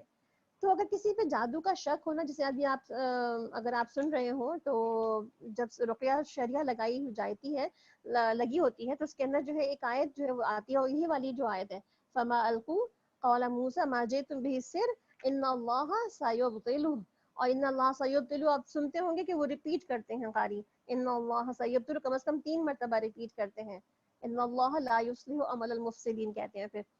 تو آپ دیکھیں اس کے بارے میں یہ آتا ہے کہ اگر کسی پہ جادو کا شک و شبہ ہو تو یہ آیتیں پڑھنا بہت فائدہ دیتی ہیں، اور خاص طور پہ ان اللہ سیبطلہ بار بار ریپیٹ کر کے پڑھیں، اور اس کے بعد ان اللہ لا یصلح عمل المفسدین پڑھیں، تو کہتے ہیں اس طرح پڑھ کے دم کر دینے سے انشاءاللہ افاقہ ہوتا ہے۔ اور آپ یہ آیتیں اگر رقیہ میں سنتے ہیں تو سننے سے بھی فرق پڑ سکتا ہے، اور اگر خود پڑھنا چاہتے ہیں تو آپ خود پڑھ کے بھی کسی پہ دم کر سکتے ہیں۔ وَيُحِقَّ اللَّهُ الْحَقَّ بِكَلِمَاتِهِ وَلَوْ كَرِهَ الْمُجْرِمُونَ، اور اللہ اپنے فرمانوں سے حق کو حق کر دکھاتا ہے، خواہ مجرموں کو وہ کتنا ہی ناگوار ہو۔ موسیٰ علیہ السلام کو اس کی قوم میں سے چند نوجوانوں کے سوا کسی نے نہ مانا۔ فرعون کے ڈر سے، یعنی کہ فرعون کے ڈر سے موسیٰ علیہ السلام کو، مطلب ان کی جو قبطی قوم تھی اس میں سے کچھ لوگوں نے ہی آپ پر ایمان لائے، اور باقی اکثریت نے جو ہے وہ آپ کو مانا ہی نہیں سرے سے، کیونکہ فرعون تھا بھی بہت سخت نا، وہ بہت بری سزائیں بھی دیا کرتا تھا جس کے بارے میں ہم پڑھ بھی چکے پیچھے بھی، اور خود اپنے قوم کے سرداروں کے ڈر سے، اور فرعون کو ان کے عذاب میں، کہ فرعون ان کو عذاب میں مبتلا کر دے گا۔ اور واقعہ یہ ہے کہ فرعون زمین میں غلبہ رکھتا تھا، اور ان لوگوں میں سے تھا جو کسی بھی حد پہ نہیں رکتے، یعنی کسی بھی طرح کی سزا دینے کی طاقت رکھتا تھا، اور دے بھی دیتا تھا۔ یعنی کہ یہ نہیں کہ اس نے کہا اور نہیں دے گا، بلکہ اس نے تو بہت بری بری سزائیں بھی دے رکھی ہیں۔ اگر آپ کبھی ان کو پڑھیں تفصیل کے ساتھ تو آپ کو نظر آئے گا کہ کس طرح حضرت آسیہ علیہ السلام کو بھی کتنی بری سزا جو ہے وہ اس نے فرعون نے دی تھی، تو یعنی کہ انتہائی بری سزائیں بھی دیتا تھا وہ۔ موسیٰ علیہ السلام نے اپنی قوم سے کہا کہ لوگوں، اگر تم واقعی اللہ پر ایمان رکھتے ہو تو اس پر بھروسہ کرو اگر مسلمان ہو۔ انہوں نے جواب دیا کہ ہم نے اللہ پر ہی بھروسہ کیا، اے ہمارے رب ہمیں ظالم لوگوں کے لیے فتنہ نہ بنا، اور اپنی رحمت سے ہم کو کافروں سے نجات دے دے۔ اور ہم نے موسیٰ علیہ السلام اور اس کے بھائی کو اشارہ کیا کہ مصر میں چند مکان اپنی قوم کے لیے مہیا کرو، اور اپنے ان مکانوں کو قبلہ بنا لو، اور نماز قائم کرو، اور اہل ایمان کو بشارت دے دو۔ یعنی کیا کہا جا رہا ہے کہ جب ایک بڑے سینٹرز پہ پابندی لگ گئی ہے تو پھر کیا کرو، اپنے گھروں کو ہی مسجد بنا لو، اپنے گھروں کو ہی قرآن پڑھنے کی جگہ بنا لو۔ اور آپ اس دیکھیں اسی باتوں پہ ہی تو آپ دیکھیں نا بہت ساری جگہوں پہ، یا ویسٹ میں تو خصوصاً آپ دیکھیں کہ باقاعدہ مساجد بنانے کی جہاں پرمیشن نہیں ہے، یا جہاں پہ مساجد نہیں بن پا سکتی، لوگ نہیں بنا سکتے، تو وہاں پہ کیا کرتے ہیں، کوئی نہ کوئی ایک گھر جو ہے جس کو کرائے پہ لے لیتے ہیں، اور پھر وہاں مسجد بنا لیتے ہیں، پھر وہاں جو ہے جا کے نمازیں جو ہے پڑھی جاتی ہیں۔ تو کیا کہا جا رہا ہے یہاں پہ کہ اہل ایمان کے لیے کسی جگہ پہ وہ جو داخلہ ہے مسجدوں کا وہ بند نہ کیا جائے، اور اگر مسجدیں بند ہو جائیں، جیسے آج کل مسجدیں بند ہیں بہت سی بیشتر علاقوں میں دنیا کے، تو کیا ہے اپنے گھروں کو ہی مساجد بنا لیا جائے، اور وہیں پر ہی جماعت سے نماز پڑھنے کا اہتمام کر لیا جائے۔ وقال موسیٰ ربنا انک آتیت فرعون وملأہ، موسیٰ علیہ السلام نے دعا کی، اے ہمارے رب تو نے فرعون اور اس کے سرداروں کو دنیا کی زندگی میں زینت اور اموال سے نواز رکھا ہے، اے رب کیا یہ اس لیے ہے کہ وہ لوگوں کو تیری راہ سے بھٹکائے؟ اے رب ان کے مال غارت کر دے، اور ان کے دلوں پر ایسی مہر کر دے کہ ایمان نہ لائیں جب تک کہ وہ دردناک عذاب نہ دیکھ لیں۔ اللہ تعالیٰ نے جواب میں فرمایا کہ تم دونوں کی دعا قبول کی گئی، ثابت قدم رہو، ان لوگوں کے طریقے کی ہرگز پیروی نہ کرو جو کہ علم نہیں رکھتے۔ یعنی کہ اللہ تعالیٰ کیسے دعائیں سنتا ہے کہ اپنے نبیوں کی دعا کس طرح سے سنی، کہ انہوں نے انتہائی کوششیں کرنے کے بعد جب وہ تھک ہار گئے کہ اب یہ بات نہیں سمجھتا، اب یہ بات نہیں مانتا، تو اللہ تعالیٰ سے کیا کہتے ہیں، اللہ تعالیٰ بس اس کا فیصلہ کر دیں گے تو بہت سرکش ہو گیا ہے، اب اس کو آپ ہی دیکھیں، ہم نہیں سمجھا سکتے، یا ہم نہیں اس کو سمجھا سکتے کہ اس کا دل بدل دیں۔ پھر ہم نے بنی اسرائیل کو سمندر سے گزار لے گئے، پھر فرعون اس کے لشکر ظلم و زیادتی کی غرض سے ان کے پیچھے چلے، حتیٰ کہ جب فرعون ڈوبنے لگا تو بول اٹھا کہ میں نے مان لیا بے شک رب کے سوا کوئی اور نہیں جس سے بنی اسرائیل ایمان لائے، اور پھر میں بھی اسلام لانے والوں میں سے ہوں. یعنی اس وقت اسلام لایا، اسلام لانے کی حامی بھری جب اس نے واقعی فرشتوں کو دیکھ لیا. تو موت کے دروازے کب قریب آ جاتے ہیں اور کب توبہ کے دروازے بند ہو جاتے ہیں؟ جب موت کا غرغرہ شروع نہ ہو جائے، جب آپ فرشتوں کو اپنی نگاہوں سے دیکھ نہ لیں. اسی طرح آپ دیکھیں نا، توبہ کے دروازے کچھ اور وقت بھی بند ہو جاتے ہیں نا، جیسے سورج کے بارے میں آتا ہے کہ سورج جب مغرب سے نکل پڑے گا تو توبہ کے دروازے بند ہو جائیں گے، یا جب زمین سے جانور نکل جائے گا اور وہ جب اللہ کا پیغام پہنچائے گا اس وقت موت کے دروازے بند ہو جائیں گے. تو کیا کہا گیا؟ اب ایمان لائے ہو، حالانکہ اس سے پہلے تک تو نافرمانی کرتے رہے تھے اور فساد برپا کرنے والوں میں سے تھے. اب تو ہم صرف تمہاری لاش کو ہی بچائیں گے تاکہ تم بعد کی نسلوں کے لیے نشان عبرت بن جاؤ. اگرچہ بہت سے انسان ایسے ہیں جو ہماری نشانیوں سے غفلت برتتے ہیں، اور آپ دیکھیں آج بھی نشانی ہے نا اس کی لاش فرعون کی، اور آج بھی آپ دیکھیں کہ دنیا کی بیشتر جگہوں پہ اس کی لاش جو ہے باقاعدہ گھمائی پھرائی بھی جاتی ہے، اس کو باقاعدہ توپوں کی سلامی بھی ملتی ہے. اللہ تعالیٰ نے کیا فرمایا کہ ٹھیک ہے تمہارا جو عمل تھا سو تھا، مگر ہم لوگوں کے لیے نشان عبرت بنا دیں گے اور لوگ دنیا بھر میں تمہیں دیکھیں گے. یہی وہ فرعون تھا جس نے بات نہ مانی تھی، یہی وہ فرعون تھا جو ڈوب کے مرا تھا، یہی وہ فرعون تھا جو موسیٰ علیہ السلام کے زمانے میں تھا. ہم نے بنی اسرائیل کو بہت اچھا ٹھکانہ دیا اور نہایت عمدہ وسائل زندگی انہیں عطا کیے، پھر انہوں نے باہم اختلاف نہیں کیا مگر اس وقت جبکہ علم ان کے پاس آ چکا تھا. یقیناً تمہارا رب قیامت کے روز ان کے درمیان اسی چیز کا فیصلہ کر دے گا جس میں وہ اختلاف کرتے رہے ہیں. اب اگر تمہیں اس ہدایت کی طرف سے کچھ بھی شک ہو جو ہم نے تم پر نازل کی ہے تو ان لوگوں سے پوچھ لو جو پہلے سے کتاب پڑھ رہے ہیں. فی الواقع تمہارے پاس حق ہی لے کر آیا ہے، تمہاری رب کی طرف سے ہے، لہٰذا تم شک کرنے والوں میں سے نہ ہو اور ان لوگوں میں نہ شامل ہو جنہوں نے اللہ کی آیات کو جھٹلا دیا ہے، ورنہ تو تم نقصان اٹھانے والوں میں سے ہو جاؤ گے. ان الذين حقت عليهم کلمۃ ربک لا یؤمنون. حقیقت یہ ہے کہ جن لوگوں پر تیرے رب کا قول سچ ہو گیا ہے، یعنی کہ رب کی بات سچی ہو گئی ہے، رب کی آزمائشیں پوری سچی طور پر سامنے آ گئی، یا عذاب سامنے آ گیا ہے، ان کے سامنے خواہ تم کوئی نشانی لے آؤ کبھی مان کر نہ دیں گے. یعنی کہ ایمان نہیں لائیں گے وہ جب تک کوئی نشانی بھی تمہیں دکھا دو. اور آپ دیکھیں نا قرآن کی نشانیاں بھی تو دکھائی جا رہی ہیں نا، یہ دیکھو یہ پہلے واقعات ہیں، دیکھو یہ پہلے قوموں کے ساتھ ایسا ہوا تھا، دیکھو ایسا ہوا تھا. اور جب ہم نہیں مانتے تو پھر ہم کیا کہتے ہیں؟ نہیں وہ ہمارے لیے تو نشانی نہیں آئی نا، ہم نے تو نہیں دیکھی نا اپنی آنکھوں سے. ہم انڈائریکٹ دیکھیں یا ڈائریکٹ دیکھیں ایک ہی فرق، ایک ہی بات ہے میرے خیال سے. کہ کیا کہا جا رہا ہے یہاں پہ کہ نشانی تم کچھ بھی ان کو دکھا دو، انہوں نے ایمان تو نہیں لانا جب تک کہ وہ دردناک عذاب اپنے سامنے سے آتا نہ دیکھ لیں. یعنی خود جب اس میں پڑیں گے تبھی بات سمجھ آئے گی. پھر کیا ایسی کوئی مثال ہے کہ ایک بستی عذاب دے کر ایمان لائی ہو اور اس کا ایمان اس کے نفع بخش ہو گیا ہو؟ یونس علیہ السلام کی قوم کے سوا اور کوئی نہیں، یعنی کہ سوائے یونس علیہ السلام کی قوم کے کوئی بستی ایسی نہیں تھی کہ جس پر عذاب آنے والا ہو اور اس نے اللہ تعالیٰ سے توبہ اور استغفار کرنے شروع کر دی ہو اور اللہ تعالیٰ نے اس کے اوپر سے وہ عذاب ٹال دیا ہو. تو اب دیکھیں استغفار کے فائدے کتنے ہوتے ہیں، استغفار کی برکات کتنی زیادہ ہیں، جس سے اللہ تعالیٰ جو ہے وہ بہت سے کہتے ہیں نا کہ عذاب بھی ٹال دیتا ہے ہمارے اوپر سے آنے والے. تو اللہ تعالیٰ کہہ رہے ہیں کہ باقی کوئی بستی ایسی نہیں ثابت ہوئی جس کو، جبکہ صالح علیہ السلام نے جب اونٹنی کو انہوں نے کاٹ دیا تھا ان کو، تو پھر کیا کہا تھا کہ 3 دن انتظار کرو اور تمہارے 3 دن کے بعد عذاب آ جائے گا. مگر انہوں نے 3 دن کی مہلت کو بھی کیا سمجھا کہ یہ تو ایسے ہی کہہ کے چلا گیا ہے، اس میں کچھ بھی نہیں ہوگا. یعنی کہ اس وقت بھی توبہ استغفار کی ان کو توفیق نہیں ہوئی تھی. مگر یہاں دیکھیں جیسے ہی یونس علیہ السلام اپنی بستی سے نکل گئے تھے، ان کی قوم کو اسی وقت بات سمجھ آ گئی کہ نہیں، اگر نبی ہمیں چھوڑ کر چلا جائے اس کا مطلب کیا ہوتا ہے کہ پھر تو قوم پر تباہی اور عذاب ہی آتا ہے. تو فوراً ہی ان کی قوم نے استغفار و توبہ کی دعائیں شروع کر دی تھی اور تعالیٰ نے ان کے اوپر سے عذاب ٹال دیا تھا. وہ قوم جب ایمان لے آئی تھی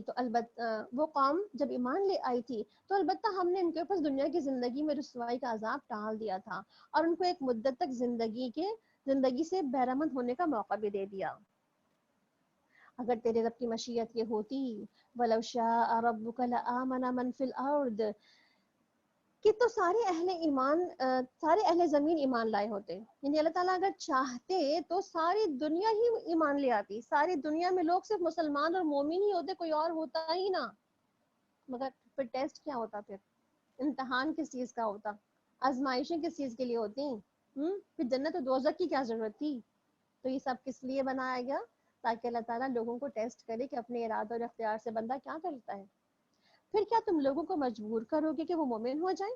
کوئی نفس اللہ کے اذن کے بغیر ایمان نہیں لا سکتا. اور اللہ کا طریقہ یہ ہے کہ جو لوگ عقل سے کام نہیں لیتے وہ ان پر گندگی ڈال دیتا ہے.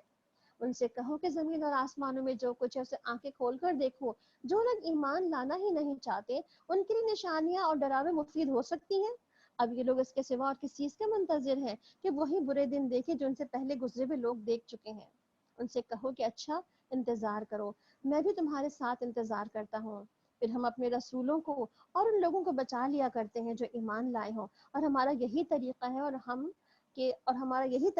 اور ہم پر حق یہ ہے کہ ہم مومنوں کو بچا لیں. قُلْ يَا أَيُّهَا النَّاسُ إِن كُنتُمْ فِي شَكٍّ مِّن دِينِي فَلَا أَعْبُدَ الَّذِينَ تَعْبُدُونَ مِن دُونِ اللَّهِ. اے نبی صلی اللہ علیہ وسلم کہہ دو کہ لوگوں اگر ابھی تک میرے دین کے متعلق کسی شک میں ہو تو سن لو، تم اللہ کے سوا جن کی بندگی کرتے ہو میں ان کی عبادت نہیں کرتا، بلکہ صرف میں اسی اللہ کی بندگی کرتا ہوں جس کے قبضے میں تمہاری موت ہے. مجھے حکم دیا گیا ہے کہ میں ایمان لانے والوں میں سے ہو جاؤں، اور مجھ سے فرمایا گیا ہے کہ میں یکسو ہو کر اپنے آپ کو اسی دین پر ہی قائم رکھوں، دین حنیف پر اپنے آپ کو قائم رکھوں. واقم وجہک للدین حنیفا ولا تکونن من المشرکین، اور ہرگز مشرکوں میں سے نہ ہو جاؤں. وَلَا تَدْعُوا مِن دُونِ اللَّهِ مَا لَا يَنفَعُكَ وَلَا يَضُرُّكَ، اور اللہ کو چھوڑ کر کسی ایسی ہستی کو نہ پکارو جو تجھے جو تجھے فائدہ نہ دیتی ہو اور نہ ہی نقصان دے سکتی ہو. اگر تو ایسا کرے گا تو ظالموں میں سے ہو جائے گا. اور اگر تجھے اللہ کسی مصیبت میں ڈال دے تو خود اس کے سوا کوئی نہیں جو اس مصیبت کو ٹال سکے، اور اگر وہ تمہارے حق میں کسی بھلائی کا ارادہ کرے تو اس کے فضل کو کوئی پھیرنے والا بھی نہیں ہے. اسی بات پر ہمارا پکا بلیو ہونا چاہیے کہ اللہ کچھ دینا چاہے تو کوئی چھین نہیں سکتا، اور اللہ اگر نہ دینا چاہے تو پھر کوئی دے نہیں سکتا. وہ اپنے بندوں میں سے جس کو چاہتا ہے اپنے فضل سے نوازتا ہے، اور وہ درگزر کرنے والا اور رحم فرمانے والا ہے. قُلْ يَا أَيُّهَا النَّاسُ قَدْ جَاءَكُمُ الْحَقُّ مِن رَبِّكُمْ. اے محمد صلی اللہ علیہ وسلم کہہ دو کہ لوگوں تمہارے پاس تمہارے رب کی طرف سے قرآن یعنی کہ حق آ چکا ہے. جو اب سیدھی راہ اختیار کرے گا ہدایت اسی کے لیے مفید ہے، اور جو گمراہ رہے اور اس کی گمراہی اسی کے لیے تباہ کن ہے. اور میں تمہارے اوپر کوئی حوالہ دار نہیں ہوں. اور اے نبی صلی اللہ علیہ وسلم تم اس ہدایت کی پیروی کیے جاؤ جو تمہاری طرف بذریعہ وحی بھیجی جا رہی ہے، اور صبر کرو یہاں تک کہ اللہ فیصلہ کر دے، اور وہی بہترین فیصلہ کرنے والا ہے. سورہ ہود. جی تلاوت لگا دیں.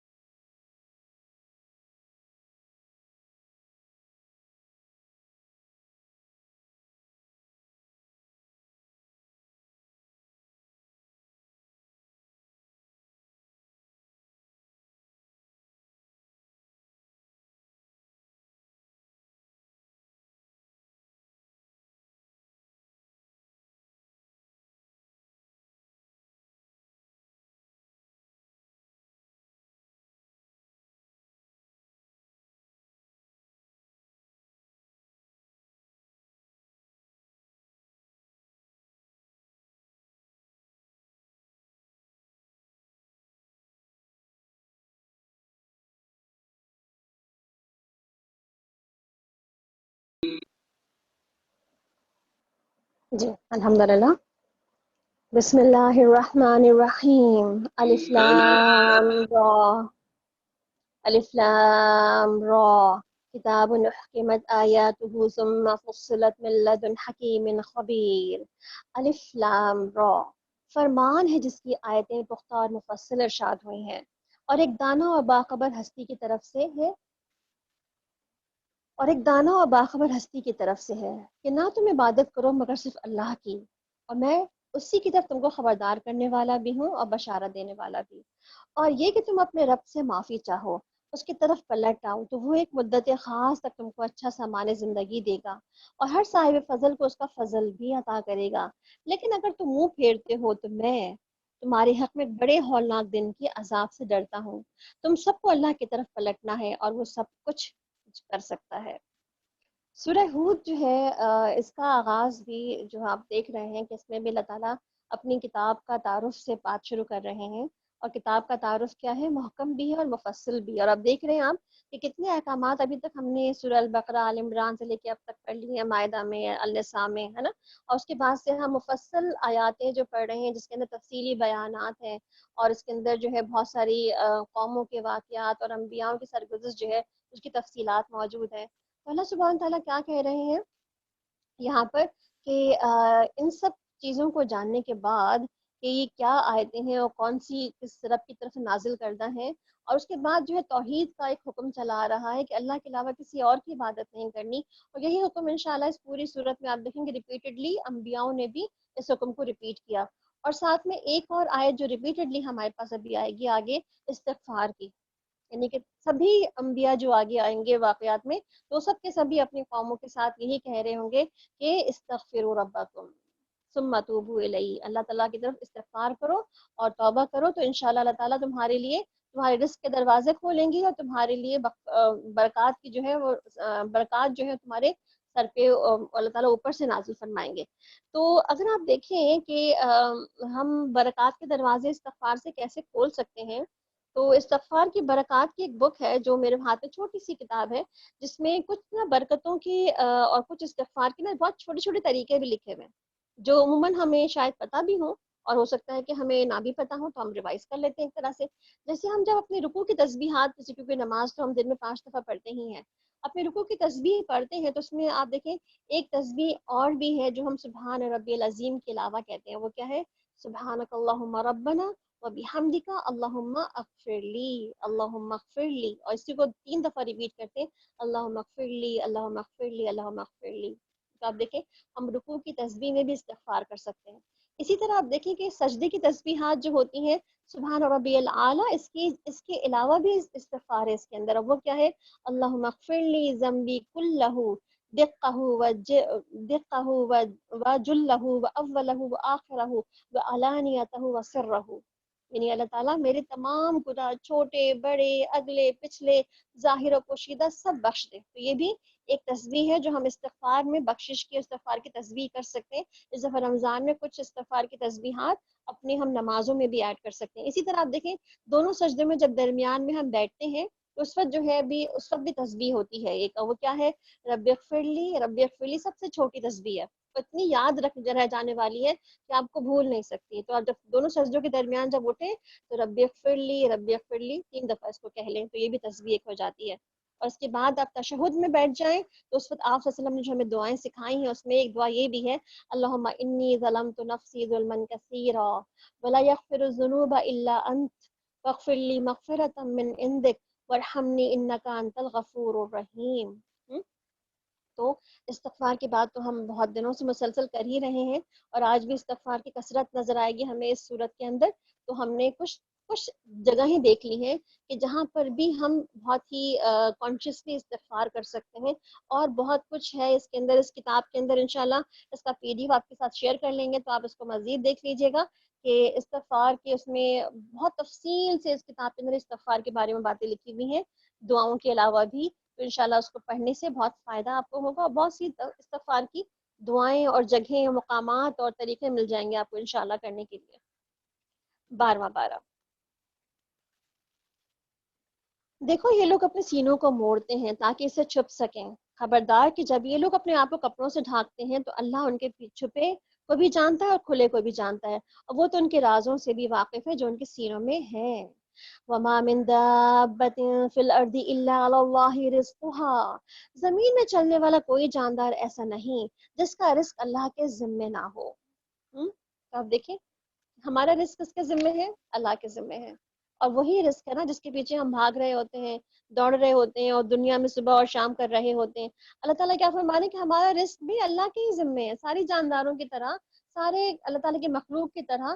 تو ہمیں رزق میں برکت کی دعائیں بھی کرنی ہے، اور اس دفعہ انشاءاللہ العزیز آپ دیکھیں ہم نے جب رزق میں کشادگی کی دعاؤں کا آپ سے PDF شیئر کیا، تو اس میں آپ نے پہلے ہی یہ والی آیت ہی لکھی ہوگی، دیکھی ہوگی، جو اس کارڈ کے پہلے لکھی ہوئی ہے۔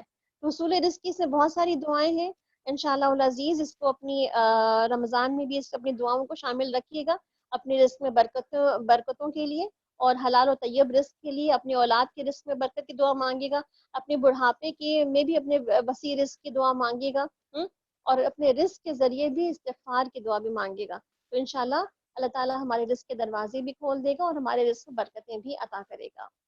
اور جن کے متعلق وہ نہ جانتا ہو کہ کہاں وہ رہتا ہے اور کہاں سونپا جاتا ہے، یعنی کہ ہر وہ مخلوق دنیا میں جو کہیں بھی پائی جاتی ہے، زمین کے تہوں میں، آسمان کے کناروں پہ، یا کہاں سمندر کے تہوں میں، جہاں جہاں پر بھی لوگ ہیں، جہاں جہاں بھی جو ہے وہ اللہ تعالیٰ کی کوئی مخلوق آباد ہے، وہ سب کے ٹھکانوں کو جانتا ہے، اور وہیں پر ان کا من پسند کھانا ان کو وہاں دیتا ہے نا؟ کتنی مزے کی بات، یعنی کہ شیر کو کبھی سبزی کھانے کو تو نہیں دیتا، وہ گوشت ہی ملتا ہے کھانے کے لیے اس کو، ہے نا؟ تو اللہ تعالیٰ جس کو جو کھانا ہوتا ہے اس کو وہی کھلاتا ہے، اور سب کچھ ایک صاف کھلی کتاب میں لکھا ہوا ہے، ہر چیز ایک دفتر میں، ایک کھلی کتاب میں، ایک رجسٹر کے اندر ہر کچھ لکھا ہوا مینٹین ہے کہ فلاں رزق جو ہے فلاں کو ملے گا، اتنا ملے گا، آج ملے گا، کل ملے گا، کب ملے گا، everything is written down, everything۔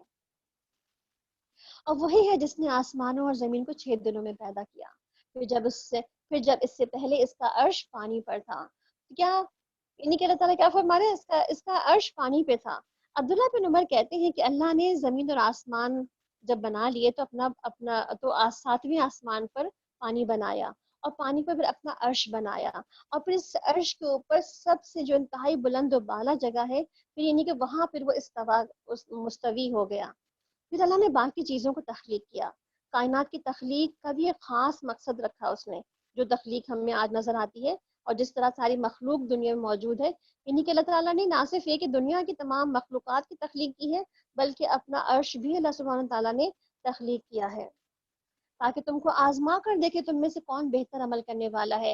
اور اب اگر اے محمد صلی اللہ علیہ وسلم تم کہتے ہو کہ لوگوں مرنے کے بعد تم دوبارہ اٹھائے جاؤ گے، تو منکرین فوراً بول اٹھتے ہیں کہ یہ تو کھلا جادو ہے، اور اگر ہم ایک خاص مدت تک ان کی سزا کو ٹالتے ہیں تو کہنے لگتے ہیں کہ آخر کس چیز نے اس کو روک رکھا ہے، سنو جس روز اس سزا کا وقت آ گیا تو کسی کے پھیرنے سے نہ پھر سکے گا، اور وہی چیز ان کو آ گھیرے گی جس کا وہ مذاق اڑا رہے تھے۔ اگر کبھی ہم انسان کو اپنی رحمت سے نوازتے ہیں اور نوازنے کے بعد اس سے محروم کر دیتے ہیں تو وہ مایوس ہو جاتا ہے، یعنی کہ جب رحمتیں مل رہی ہوتی ہیں، نعمتوں کی فراوانی ہوتی ہے تو ہم بہت ہی خوش رہ رہے ہوتے ہیں، مگر جب جیسی ہی نعمتیں چھننے لگتی ہیں تو پھر ہمیں اس مایوسی کا شکار ہونے لگ جاتے ہیں اور ناشکری کرنے لگتا ہے، اور اگر اس مصیبت کے بعد جو اس پر آئی تھی ہم اس کو نعمت کا مزہ چکھا دیتے ہیں تو کہنے لگتا ہے کہ میری تو ساری مصیبتیں دور ہو گئیں، یعنی کہ پھر وہ اپنی مصیبتوں کو یاد ہی نہیں کرتا کہ کبھی وہ آئی بھی تھی میرے اوپر، پھر وہ پھولا نہیں سماتا اور اکڑنے لگ جاتا ہے۔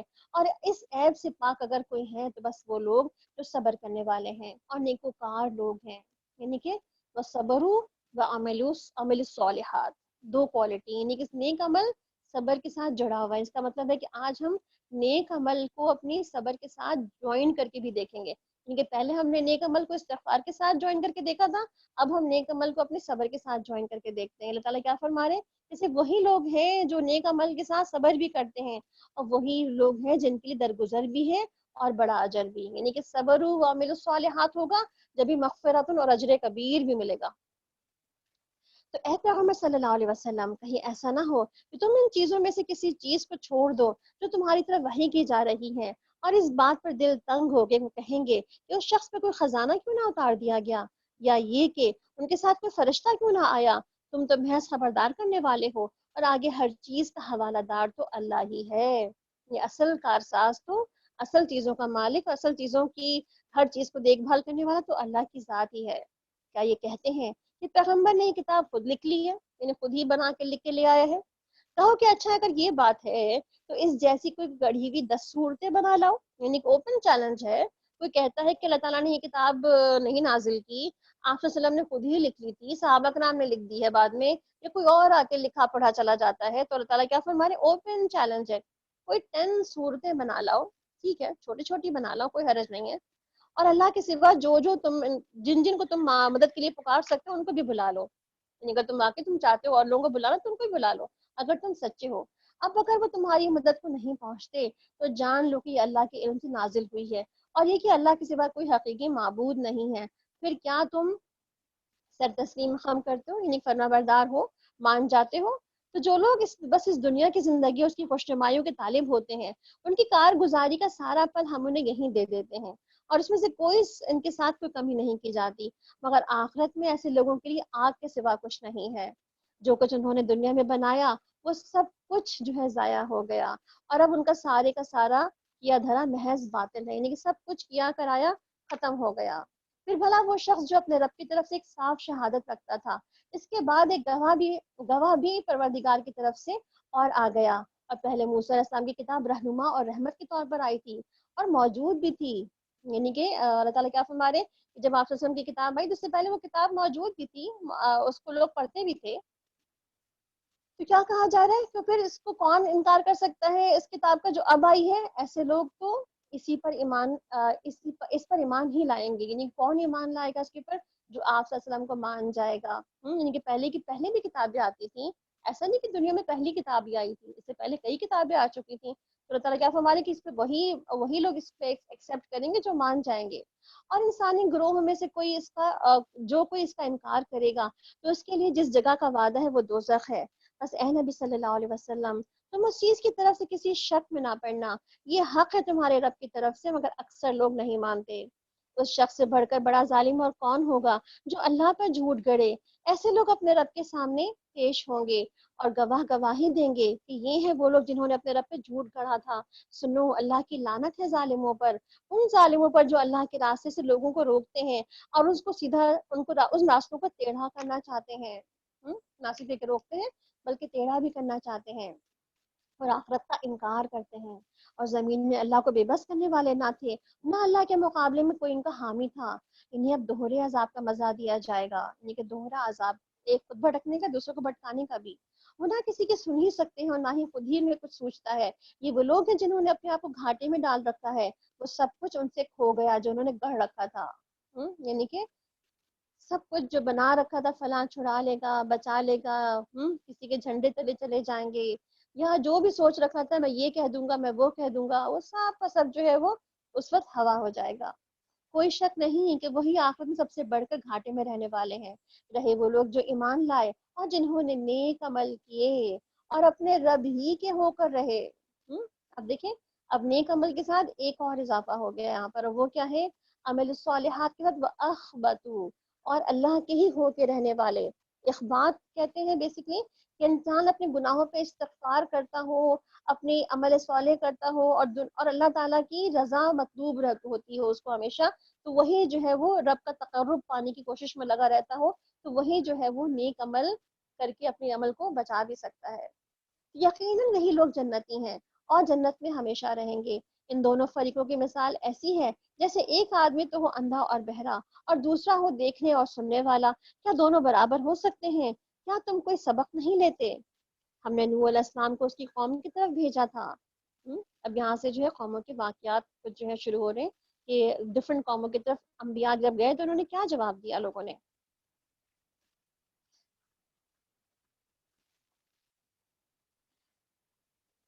اور ہم نے نوح علیہ السلام کو اس کی قوم کی طرف بھیجا تھا، میں نے تم لوگوں کو صاف صاف خبردار کرتا ہوں کہ اللہ کے سوا کسی اور کی بندگی نہ کرو، ورنہ مجھے ڈر ہے کہ تم پر ایک دردناک عذاب آ جائے گا۔ جواب میں ان کی قوم کے سردار جنہوں نے اس کی بات ماننے سے انکار کیا تھا کہ بولے، ہماری نظر میں تو تم اس کے سوا کچھ بھی نہیں ہو، بس ایک انسان ہی ہو ہمارے جیسے، یعنی کہ تم کہاں سے نبی بن گئے؟ تم تو ہمارے جیسے ہی دکھتے ہو، ہمارے جیسے ہی لگتے ہو، اور ہم دیکھ رہے ہیں کہ ہماری قوم میں سے بس کچھ ہی لوگوں نے جو ہمارے ہاں کمزور تھے بے سوچے سمجھے تمہاری پیروی اختیار کر لی نے کچھ تو لوگ تمہارے پیچھے بھی چل پڑے ہیں، اور ہم کوئی چیز بھی ایسی نہیں پاتے جس میں تم لوگ ہم سے کچھ بڑے ہوئے ہو، یعنی کہ تمہارے پاس کچھ ایکسٹرا بھی نہیں ہے، بلکہ ہم تو تمہیں جھوٹا ہی سمجھتے ہیں، یعنی کہ ظاہر میں تو ایسا لگ رہا ہے کہ تمہارے پاس تو کچھ بھی نہیں، تم جھوٹ ہی بول رہے ہو۔ اس نے کہا کہ اے لوگوں، ذرا سوچو تو صحیح، اگر میں اپنی رب کی طرف سے ایک کھلی نشانی پر تھا، کھلی دلیل پر تھا، پھر اس نے مجھ کو اپنی خاص رحمت سے بھی نواز دیا، مگر وہ تم کو نظر نہ آئی، تو آخر ہمارے پاس کیا ذریعہ ہے کہ تم مانا نہ چاہو اور ہم زبردستی اس کو تمہارے اوپر مسلط کر دیں؟ یعنی کہ کچھ نہ سمجھ میں آئے، کچھ نہ مانو، پھر بھی تمہیں جو ہے تمہیں سر پہ ڈال دیں ہم۔ اور اے میری قوم، میں اس پر تم سے کوئی مال نہیں مانگتا، میرا اجر تو اللہ کے ذمے ہے، اور میں ان لوگوں کو دھکے دینے سے بھی رہا جنہوں نے میری بات مانی، اور وہ آپ ہی آپ رب کے حضور میں جانے والے ہیں، مگر میں یہ دیکھتا ہوں کہ تم لوگ جہالت برت رہے ہو۔ اے قوم، اگر میں ان لوگوں کو دھتکار دوں تو خدا کے پکڑ سے کون مجھے بچائے گا؟ تم لوگوں کی سمجھ میں کیا اتنی بات بھی نہیں آتی؟ اور میں تم سے نہیں کہتا کہ میرے پاس خزانے ہیں، نہ میں یہ کہتا ہوں کہ میں غیب کا علم رکھتا ہوں، نہ میرا یہ دعویٰ ہے کہ میں فرشتہ ہوں، اور میں یہ بھی نہیں کہہ سکتا کہ جن کو تمہاری آنکھیں حقارت سے دیکھتی ہیں انہیں اللہ نے کوئی بھلائی نہیں دی، ان کے نفس کا حال تو اللہ ہی بہتر جانتا ہے، اگر میں ایسا کہوں تو ظالم ہوگا۔ آخر ان لوگوں نے کہا کہ اے نوح علیہ السلام، تم نے ہم سے بہت جھگڑا کر لیا، اب تو بس وہ عذاب لے آؤ جس کی تم دھمکی دے رہے ہو، اگر تم سچے ہو تو۔ نوح علیہ السلام نے جواب دیا، وہ تو اللہ ہی لائے گا اگر چاہے گا، اور تم اتنا بلبوتا نہیں رکھتے کہ اس کو روک سکو۔ اب اگر میں تمہاری کچھ خیر خواہی کرنا بھی چاہوں تو میری خیر خواہی تمہیں کوئی فائدہ نہ دے گی، یعنی کہ اب کوئی فائدہ نہیں، اب تو ٹائم لمٹ کراس کر چکی ہے۔ اور آپ کو پتا ہے نا، نوح علیہ السلام نے 950 سال اپنی قوم پہ پیغام پہنچایا، ان کو نصیحت کرتے رہے مسلسل، اور ہر طرح سے ہر اینگل سے انہوں نے بات بتائی لوگوں کو، مگر بات سمجھ آنا چاہیے تو پھر کیا ہے، اب حجت تمام ہو گئی۔ کیا کہہ رہے ہیں کہ اب تمہیں خیر خواہی کرنا بھی چاہوں تو بھی خیر خواہی نہیں ہو سکتی، جبکہ اللہ ہی نے تمہیں بھٹکا دینے کا ارادہ کر لیا ہو، وہی تمہارا رب ہے اور اسی کی طرف تمہیں پلٹ کر جانا ہے۔ اے محمد صلی اللہ علیہ وسلم، کیا یہ لوگ کہتے ہیں کہ اس شخص نے یہ سب کچھ خود گڑھ لیا ہے؟ ان سے کہو، اگر میں نے یہ خود گڑھا ہے تو مجھ پر اپنے جرم کی ذمہ داری ہے، اور جو جرم تم کر رہے ہو اس کی ذمہ داری سے میں بری ذمہ ہوں، یعنی کہ جھگڑے کا فیصلہ ہی کر دو، یعنی کوئی بات نہیں، ٹھیک ہے، اگر میں نے اس کو گڑھ لیا ہے تو یہ میرے اوپر ہی ذمہ داری ہے نا کہ میں نے اس پہ گناہ سمیٹا، تمہاری تو کوئی بھی نہیں ہے، چھوڑو تم۔ اور نوح علیہ السلام پر وحی کی گئی کہ تمہاری قوم میں سے جو لوگ ایمان لا چکے بس لا چکے، اب کوئی ماننے والا نہیں، ان پر غم کھانا چھوڑ دو، اور ہماری نگرانی میں ہماری وحی کے مطابق ایک کشتی بنانی شروع کر دو، اور دیکھو جن لوگوں نے ظلم کیا ہے ان کے حق میں مجھ سے سفارش نہ کرنا، اب یہ ڈوبنے والے ہیں، یعنی سب کے سب اب ڈوب جائیں گے۔ نوح علیہ السلام کشتی بنا رہے تھے، اور اسی قوم کے سرداروں میں سے جو کوئی ان کے پاس سے گزرتا تھا وہ ان کا مذاق اڑاتا تھا، یعنی کیا دیکھتا تھا کہ یہ کون سی کس جگہ کشتی چلائیں گے، یا تو کوئی سمندر بھی نہیں ہے، یہ پانی، یہ سوکھے میں ریت میں کشتی چلائیں گے اپنی۔ اس نے کہا اگر تم آج ہم پر ہنستے ہو تو ہم بھی تم پر ہنس رہے ہیں، یعنی کہ تم یہ سوچ رہے ہو کہ یہ بے وقوف ہے ہم لوگ، تو ہم بھی تم پر ہنسیں گے ہی ایک دن، ان قریب تمہیں خود ہی معلوم ہو جائے گا کس پر وہ عذاب آتا ہے جو اسے رسوا کر دے گا، اور کس پر وہ بلا ٹوٹ پڑتی ہے جو ٹالے نہ ٹلے گی، یہاں تک کہ جب ہمارا حکم آ گیا اور تنور ابل پڑا تو ہم نے کہا ہر قسم کے جانوروں کا ایک ایک جوڑا کشتی میں رکھ لو، اور اپنے گھر والوں کو بھی سوائے ان لوگوں کے جن کی نشاندہی پہلے ہی کی جا چکی ہے اس میں سوار کرا دو، اور ان لوگوں کو بھی بٹھا لو جو ایمان لائے ہیں، اور تھوڑے ہی لوگ تھے جو نوح علیہ السلام کے ساتھ ایمان لائے تھے۔ نوح علیہ السلام نے کہا سوار ہو جاؤ اس میں اللہ کے نام سے، اس کا چلنا بھی ہے، اس کا ٹھہرنا بھی، اور میرا رب غفور الرحیم ہے، بسم اللہ مجریہا و مرساہا ان ربی لغفور الرحیم۔ آپ دیکھیں، بسم اللہ مجریہا و مرساہا، یہ وہ دعا ہے جو کشتی میں سوار ہوتے ہوئے پڑھی جاتی ہے، تو آپ اس کو گاڑی میں داخل ہونے سے پہلے بھی پڑھ سکتے ہیں، یعنی کسی بھی سواری پہ سوار ہونے کے لیے بھی یہ دعا پڑھی جا سکتی ہے۔ اور آپ دیکھیں اس میں جو بسم اللہ ہے، بسم اللہ کی برکتیں تو ہم پہلے بھی بہت زیادہ دیکھ چکے ہیں الحمدللہ قرآن کی ابتدا میں بھی، اور آپ نے آگے بھی انشاءاللہ ہم دیکھتے جائیں گے۔ تو اب دیکھیں بسم اللہ خود جو ہے بہت ہی برکت کے الفاظ ہیں، جس پہ کہتے ہیں نا کہ آپ نے فرمایا کہ بسم اللہ کے ساتھ ہی ہم اپنے گھر کے دروازے بھی بند کریں، جیسے اگر ہم گھر میں لائٹ آف کرتے ہیں رات کو سوتے وقت تو وہ بھی بسم اللہ کہہ کر بند کر دیں. جیسے چراغ بجھانے کے بارے میں آتا ہے نا کہ آپ بسم اللہ کہتے تھے. اور اس طرح اگر برتنوں کو ڈھانکنے کا حکم ملتا ہے آپ صلی اللہ علیہ وسلم کی سنت سے کہ برتن کو بھی ڈھانک کر کے رکھ دیا جائے. کیوں؟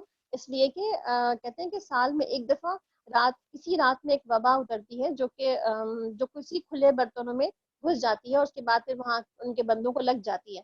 تو اس لیے بسم اللہ جو ہے اب دیکھیں ہماری تمام دعاؤں کی ابتدا میں بسم اللہ موجود ہے. بسم اللہ کی برکتیں بہت زیادہ ہیں. تو بسم اللہ پڑھیں گے تو انشاءاللہ گھر میں برکتیں آئیں گی. گھر میں داخل ہوتے ہوئے یا گھر سے باہر نکلتے ہوئے یا کھانا کھاتے ہوئے اور بہت سے کاموں کے آغاز میں ہم بسم اللہ پڑھتے ہیں. تو بسم اللہ کی بہت ساری برکات ہیں اور اس کو واقعی محسوس کریں تو انشاءاللہ آپ کو اپنی زندگی میں برکتیں محسوس ہوں گی اس بسم اللہ سے ہی. خیر، کشتی ان لوگوں کو لیے چلی جا رہی تھی اور ایک ایک موج پہاڑ کی طرح اٹھ رہی تھی. نوح علیہ السلام کا بیٹا دور فاصلے پر تھا. نوح علیہ السلام نے پکار کر کے کہا کہ بیٹا ہمارے ساتھ سوار ہو جاؤ، کافروں کے ساتھ نہ رہو. اس نے پلٹ کر جواب دیا کہ میں بھی ابھی ایک پہاڑ پہ چڑھ جاتا ہوں جو مجھے پانی سے بچا لے گا. نوح علیہ السلام نے کہا کہ آج کوئی چیز اللہ کے حکم سے بچانے والی نہیں سوائے اس کے کہ اللہ ہی کسی پر رحم فرمائے. اتنے میں ایک موج دونوں کے درمیان حائل ہو گئی اور وہ بھی ڈوبنے والوں میں شامل ہو گیا. یعنی خود نیک نہ ہو انسان تو والدین کی نیکیاں بھی بچا نہیں سکتی. حکم ہوا کہ اے زمین اپنا سارا پانی نگل جا اور اے آسمان رک جا. چنانچہ پانی زمین میں بیٹھ گیا اور فیصلہ چکا دیا گیا اور کشتی جو تھی وہ جودی پر ٹک گئی اور کہہ دیا گیا کہ ظالم ہو گئی، دور ہو گئی ظالموں کی قوم.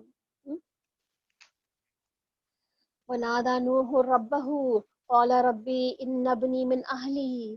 نوح علیہ السلام نے رب کو پکارا، کہا کہ اے میرے رب، میرا بیٹا میرے گھر والوں میں سے ہے اور تیرا وعدہ سچا ہے کہ تو سب حاکموں سے بڑا اور بہتر حاکم ہے. جواب میں ارشاد ہو کہ اے نوح علیہ السلام، وہ تیرے گھر والوں میں سے نہیں ہے، وہ تو ایک بگڑا ہوا کام ہے. لہٰذا تو اس بات کی مجھ سے درخواست نہ کر جس کی حقیقت تو نہیں جانتا. جس کی حقیقت تم نہیں جانتے کہ تمہارا جو بیٹا ہے وہ کس طرح بری صحبت میں پڑتے کہ برے لوگوں میں برے جو ہے وہ کردار کا حامل بن گیا تو اس لیے وہ مان کے ہی نہیں دے گا. میں تجھے نصیحت کرتا ہوں کہ اپنے آپ کو جاہلوں کی طرح نہ بنا لے. اب دیکھیں اللہ تعالیٰ نے تمام جتنے بھی انبیاء اب تک ہم نے پڑھ لیے ہیں، نوح علیہ السلام کے واقعے سے پہلے بھی سب سے پہلے آدم علیہ السلام کا واقعہ پڑھا، انہوں نے غلطی کی، اپنی توبہ کی، دعا مانگی. یہاں بھی نوح علیہ السلام آگے دعا کر رہے ہیں. موسیٰ علیہ السلام نے بھی اللہ تعالیٰ کو دیکھنے کی بات کی اور پھر اس کے جیسے ہی جب نادم ہوئے تو پھر شرمندہ ہو گئے اس بات پہ. یونس علیہ السلام نے بھی جب ہم نے بھی واقعہ پڑھا کہ ان کی قوم کو بچا لیا گیا اور آگے جا کے دیکھیں گے کہ نوح علیہ السلام کو جب سزا ملی تو انہوں نے جو ہے دعا کی اللہ تعالیٰ سے، اللہ تعالیٰ نے ان کی توبہ قبول فرما لی. اس طرح نوح علیہ السلام سے بھی غلطی ہوئی، انہوں نے توبہ کے لیے اللہ تعالیٰ سے فوری طور پر تو اللہ نے ان کی توبہ بھی قبول فرما لی. اس کا مطلب ہے کہ توبہ اور استغفار خصوصاً جب گناہ ہو جائے، غلطی محسوس ہو جائے، فوراً کر لینا چاہیے. اس کو ڈیلے نہیں کرنا چاہیے کہ ہم بعد میں کر لیں گے استغفار توبہ. کیا کہتے ہیں ربی انی اعوذ بک ان اسالک ما لیس لی به علم والا تغفر لی وترحمنی اکن من الخاسرین. اے میرے رب، میں تیری پناہ مانگتا ہوں اس سے، وہ چیز جو تجھ سے مانگوں جس کا مجھے علم نہیں. اگر تو نے مجھے معاف نہ کیا اور رحم نہ فرمایا تو میں برباد ہو جاؤں گا. حکم ہوا کہ اے نوح علیہ السلام اتر جاؤ، ہماری طرف سے سلامتی اور برکتیں ہیں تم پر اور اس گروہ پر جو تمہارے ساتھ ہیں، اور کچھ ایسے گروہ بھی ہیں جن کو ہم نے کچھ مدت کی سامان زندگی بخش دیا ہے اور انہیں ہماری طرف سے دردناک عذاب پہنچے گا. یعنی کہ بعد میں جو لوگ انہی میں سے جو ہے وہ ڈیویٹ ہو جائیں گے تو پھر ان کا انجام بھی وہی ہوگا.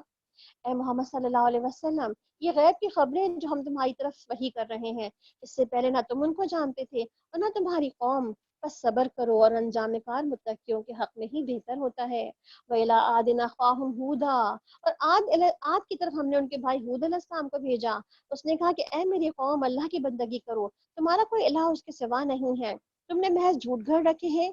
اے میری قوم، اس کام پر میں تم سے کوئی اجر نہیں مانگتا، میرا اجر تو اللہ کے ذمے ہے جس نے مجھے پیدا کیا ہے. کیا تم عقل سے ذرا کام نہیں لیتے؟ اے میری قوم کے لوگوں، اپنے رب سے معافی چاہو، پھر اس کی طرف پلٹو، وہ تم پر آسمان کے دہانے کھول دے گا اور تمہاری قوت پر مزید قوت کا اضافہ کرے گا، اور مجرموں کی طرح مت پھیرو. یعنی کہ توبہ اور استغفار سے کیا ہوگا کہ اللہ تعالیٰ کیا فرما رہے ہیں، یرسل السماء علیکم مدرارا، آسمان برسائے گا پانی، زمین اگائے گی آپ کی فصلیں اور خوب خوب خوشحالی کے دروازے کھل جائیں گے توبہ اور استغفار سے. آج ہم استغفار کی برکتیں ہی برکتیں محسوس کر رہے ہیں. انہوں نے جواب دیا کہ اے ہود علیہ السلام، تم ہمارے پاس کوئی کھلی نشانی لے کر نہیں آئے، اور تمہارے کہنے پر ہم اپنے معبودوں کو تو نہیں چھوڑ سکتے۔ تم پر ہم ایمان لانے والے نہیں ہیں، ہم تو یہ سمجھتے ہیں کہ تمہارے اوپر ہمارے معبودوں میں سے کسی کی مار پڑ گئی ہے، یعنی کسی کی بد دعا لگ گئی ہے۔ ہود علیہ السلام نے کہا، میں اللہ کی گواہی پیش کرتا ہوں، اور تم بھی گواہ رہو کہ یہ جو اللہ کے سوا دوسروں کو خدائی میں شریک کر رکھا ہے، اس سے میں بیزار ہوں۔ تم سب کے سب میرے خلاف اپنی کوئی کسر، یعنی کوئی جو کام کر سکتے ہو وہ اپنی کسر کر لو، مجھے ذرا بھی مہلت نہ دو۔ میرا بھروسہ اللہ پر ہے جو میرا رب بھی ہے اور تمہارا بھی۔ کوئی جاندار ایسا نہیں جس کی پیشانی اس کے رب کے ہاتھ میں نہ ہو، بے شک میرا رب سیدھی راہ پر ہے، اور اگر تم منہ پھیرتے ہو تو پھیر لو۔ جو پیغام دے کر میں تمہارے پاس بھیجا گیا ہوں وہ میں تم کو پہنچا چکا ہوں، اب میرا رب تمہاری جگہ دوسری قوم کو اٹھائے گا، اور تم اس کا کچھ بھی نہ بگاڑ سکو گی، یقیناً میرا رب ہر چیز پر نگران ہے۔ پھر جب ہمارا حکم آ گیا تو ہم نے اپنی رحمت سے ہود علیہ السلام کو اور ان لوگوں کو جو اس کے ساتھ ایمان لائے تھے نجات دے دی، اور ایک سخت عذاب سے انہیں بچا لیا۔ یہ ہے عاد، اپنے رب کی آیات سے انہوں نے انکار کیا اور رسولوں کی بات نہ مانی، اور ہر جبار دشمن حق کی پیروی کرتے رہے، آخرکار اس دنیا میں بھی ان پر لعنت پڑی اور قیامت کے روز بھی۔ سنو، عاد نے اپنے رب سے کفر کیا، سنو، دور پھینک دیے گئے عاد، ہود علیہ السلام کے قوم کے لوگ۔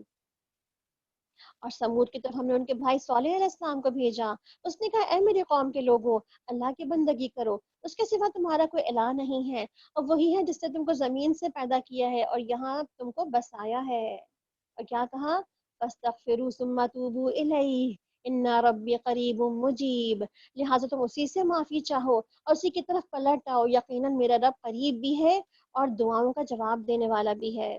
یعنی کہ نیک عمل میں استغفار کے ساتھ آج دعا بھی ایڈ ہو گئی اس کے اندر، یعنی کہ اب ہم نیک عمل کرتے ہوئے کیا سوچیں گے کہ ہمیں کس طرح اللہ کے قرب کا کام کرنا ہے، کس طرح صبر کرنی ہے، کس طرح استغفار کرنا ہے، کس طرح جو ہے وہ اپنے لیے توبہ بھی کرنی ہے اور ساتھ میں دعائیں بھی کرتی جانی ہے اللہ تعالیٰ سے۔ انہوں نے کہا، اے صالح علیہ السلام، اس سے پہلے تم ہمارے درمیان ایسے شخص تھے جس سے بڑی توقعات وابستہ تھیں، کیا تم ہمیں ان معبودوں کی پرستش سے روکنا چاہتے ہو جن کی پرستش ہمارے باپ دادا کیا کرتے تھے؟ تم جس طریقے کی طرف ہمیں بلا رہے ہو اس کے بارے میں تو ہمیں شک و شبہ ہی ہے، اور ہمیں اس نے بے چین کر رکھا ہے۔ صالح علیہ السلام نے کہا کہ اے قوم، اے میری قوم، تم نے کچھ اس بات پہ غور کیا، اگر میں اپنے رب کی طرف سے کھلی نشانی رکھتا تھا اور اس پر اپنی رحمت میں، اور پھر اس نے اپنی رحمت بھی مجھ پر نواز دی، تو اس کے بعد اللہ کی پکڑ سے مجھے کون بچائے گا؟ اگر میں اس کی نافرمانی کروں تم میرے کس کام آ سکتے ہو سوائے اس کے کہ مجھے اور زیادہ خسارے میں ڈال دو۔ اے میری قوم کے لوگوں، دیکھو یہ اللہ کی اونٹنی تمہارے لیے ایک نشانی ہے، اس سے اللہ کی زمین میں چرنے کے لیے آزاد چھوڑ دو، اور اسے بری نیت سے ہاتھ نہ لگانا ورنہ اللہ کا عذاب تم پر آ جائے گا۔ مگر انہوں نے اونٹنی کو مار ڈالا، اس پر صالح علیہ السلام نے ان کو خبردار کر دیا، بس اب 3 دن اپنے گھروں میں اور رہ بس لو، ایسا وعدہ ہے جو جھوٹا ثابت نہیں ہوگا۔ آخرکار جب ہماری فیصلے کا وقت آ گیا تو ہم نے اپنی رحمت سے صالح علیہ السلام کو اور ان لوگوں کو جو اس کے ساتھ ایمان لائے تھے بچا لیا، اس دن کی رسوائی سے ان کو محفوظ رکھا، بے شک تمہارا رب ہی دراصل طاقتور اور زبردست ہے۔ رہے وہ لوگ جنہوں نے ظلم کیا تھا تو ایک سخت دھماکے نے ان کو آ لیا اور وہ اپنی بستیوں میں دھرے کے دھرے رہ گئے، گویا کہ کبھی وہ وہاں بسے ہی نہ تھے۔ سنو، سمود نے اپنے رب کا کفر کیا، اور سنو، وہ دور پھینک دیے گئے قوم سمود۔ وَلَقَدْ جَاءَتْ رُسُلُنَا إِبْرَاهِيمَ بِالْبُشْرَىٰ، اور دیکھو ابراہیم علیہ السلام کے پاس ہمارے فرشتے خوشخبری لیے ہوئے پہنچے، کہا کہ تم پر سلام ہو۔ ابراہیم علیہ السلام نے جواب دیا، تم پر بھی سلام ہو۔ اور کچھ دیر نہ گزری تھی کہ ابراہیم علیہ السلام ایک بھنا ہوا بچڑا لے آئے، یعنی کہ صحیح مہمان نوازی یہی ہوتی ہے کہ انسان جو ہے مہمانوں کے لیے پورا کا پورا کھانا لا کے پیش کر دے، پوچھتے نہ پھرے کہ آپ ٹھنڈا لیں گے یا گرم، یا آپ یہ کھائیں گے کہ نہیں کھائیں گے، تاکہ لوگ منع ہی کر دیں۔ اور یہاں پہ کیا دکھا رہے ہیں، بتا رہے ہیں کہ ابراہیم علیہ السلام کیسے مہمان نواز تھے، لا کر انہوں نے پورا کا پورا بچڑا سامنے رکھ دیا، اور پورا پیٹ بھر کے دل بھر کے جب تک جتنا کھانا ہے کھا لیں۔ اصل کھانا ہے، اصل ضیافت اور اصل مہمان نوازی تو یہی ہوتی ہے نا، کہ مہمان کے سامنے دل کھول کے سب کچھ سامنے رکھ دیا جائے۔ مگر جب انہوں نے دیکھا کہ یہ کھانے پر ہاتھ ہی نہیں ڈال رہے تو ان کو شک ہو گیا اور دل میں خوف محسوس کرنے لگے۔ انہوں نے کہا کہ ڈرو نہیں، ہم تو لوط علیہ السلام کی قوم کی طرف بھیجے گئے ہیں۔ ابراہیم علیہ السلام کی بیوی بھی وہاں کھڑی تھی۔ وہ سن کر کے ہنس دیں. پھر ہم نے اس کو اسحاق کی اور اسحاق علیہ السلام کے بعد یعقوب علیہ السلام کی خوشخبری دی. وہ بولی کہ ہائے میری کمبختی، کیا اب میرے ہاں اولاد ہوگی جبکہ میں بڑھیا پھوس ہو چکی ہوں، یعنی بہت زیادہ بڈھی ہو گئی ہوں، کم از کم 90s کی ان کی ایج تھی. اور یہ میرے میاں بھی بوڑھے ہو چکے ہیں، یہ بھی 100 کی عمر میں پہنچ چکے ہیں. تو یہ تو بہت ہی عجیب بات ہے. فرشتوں نے کہا کہ اللہ کے حکم پر تعجب کرتی ہو؟ ابراہیم علیہ السلام کے گھر والوں، تم لوگوں پر تو اللہ کی رحمت اور اس کی برکتیں ہیں. یقیناً اللہ نہایت قابل تعریف و بڑی شان والا ہے. اور آپ دیکھیں نا، ہم بھی تو کیا دعا کرتے ہیں نا ابراہیم علیہ السلام کی آل کے اوپر. اور ہمارے درود شریف میں یہ الفاظ شامل ہے نا، آل ابراہیم و آل ابراہیم انک حمید مجید. تو آپ دیکھیں کیسے اللہ تعالیٰ نے ابراہیم علیہ السلام کے اور اہل بیت کی ان کی شان ہماری درود شریف میں بھی رکھ دی ہے، جس کو ہم پڑھ رہے ہوتے ہیں. پھر جب ابراہیم علیہ السلام کی گھبراہٹ دور ہو گئی اور ان کا دل خوش ہو گیا تو اس نے قوم لوط کے معاملے میں ان سے جھگڑا شروع کر دیا. حقیقت میں ابراہیم علیہ السلام بڑے حلیم و نرم دل آدمی تھے، ہر حال میں ہماری طرف رجوع کرنے والے تھے. تو فرشتوں نے کیا کہا، اے ابراہیم اس بات سے باز آ جاؤ، تمہارے رب کا حکم ہو چکا ہے اور اب ان لوگوں پر وہ عذاب آ کر رہے گا جو کسی اور کے پھیرنے سے پھر نہیں سکتا. اور جب ہمارے فرشتے لوط علیہ السلام کے پاس پہنچے تو وہ ان کی آمد سے بہت گھبرائے اور دل تنگ ہوئے اور کہنے لگے کہ آج تو بڑی مصیبت کا دن ہے، یعنی ان مہمانوں کے آنے سے وہ مصیبت پڑ گئی. اس قوم کے لوگ بے اختیار اس کے گھر کی طرف دوڑ پڑے. پہلے وہ ایسی ہی بدکاریوں میں مبتلا تھے. لوط علیہ السلام نے ان سے کہا کہ بھائیوں، یہ میری بیٹیاں موجود ہیں، یہ تمہارے لیے پاکیزہ تر ہے، کچھ خدا کا خوف کرو، میرے مہمانوں کے سامنے مجھے ذلیل مت کرو. میں تو کیا تم میں سے کوئی بھلا آدمی نہیں، کوئی عقل والا نہیں ہے، کوئی سمجھتا نہیں ہے؟ انہوں نے تو جواب دیا، تمہیں تو معلوم ہی ہے کہ تمہاری بیٹیوں میں ہمارا کوئی حصہ نہیں ہے. لوط علیہ السلام کی قوم، ان کے بارے میں ہمیں کیا پتہ چلتا ہے کہ یہ لوگ ہومو سیکچوئل تھے، یعنی کہ مرد سے اپنی خواہش پوری کرتا تھا اس کے اندر. تو رسول اکرم صلی اللہ علیہ وسلم نے کیا فرمایا، مجھے اپنی امت میں سب سے زیادہ جس چیز کا اندیشہ ہے وہ عمل قوم لوط ہے، یعنی کہ لوگ اسی میں مبتلا ہو جائیں گے. اور آج آپ دیکھ رہے ہیں نا کس طرح سے لوگ مبتلا ہیں اس میں. یعنی کہ آپ صلی اللہ علیہ وسلم بھی ڈر رہے تھے کہ مردوں میں یہی ایک چیز ہے جو زیادہ لوگوں کے مبتلا کرنے کا باعث بنی ہے. اور آپ صلی اللہ علیہ وسلم نے فرمایا کہ اللہ نے اس پر لعنت کی ہے جو عمل قوم لوط کرنے والا ہو. اور 3 بار آپ صلی اللہ علیہ وسلم نے اس بات کو دہرایا ہے کہ اللہ تعالیٰ نے اس پہ لعنت کی ہے. تو عمل قوم لوط کرنا جو ہے وہ لعنت زدگی کے کاموں میں سے ہے. اور خصوصاً انسانوں سے کرنے والے تو لعنت زدگی والے کام ہے ہی، پھر جانوروں سے کرنا یہ بھی لعنت زدگی ہے. اس کے علاوہ کوئی کہتے ہیں نا کہ باقاعدہ اس پہ حد بھی جاری ہو جانی چاہیے. کوئی کنوارا مرد بھی کسی مرد کے ساتھ کرے تو اس پر بھی حد جاری کی جانی چاہیے.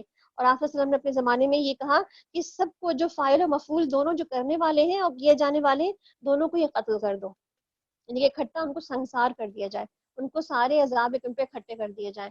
یعنی کہ اسلامک لا جو ہے وہ ایسے عمل کو جو ہے وہ کبھی بھی ریکمینڈ نہیں کرتا. اور اس کے بارے میں کوئی ایسا قانون پاس نہیں کیا جا سکتا کہ جس کے تحت یہ کہا جائے کہ ہمارے ہاں لیسبینز یا جو ہے گیز جو ہے اس کے لیے آزادی جو دل چاہے کرے.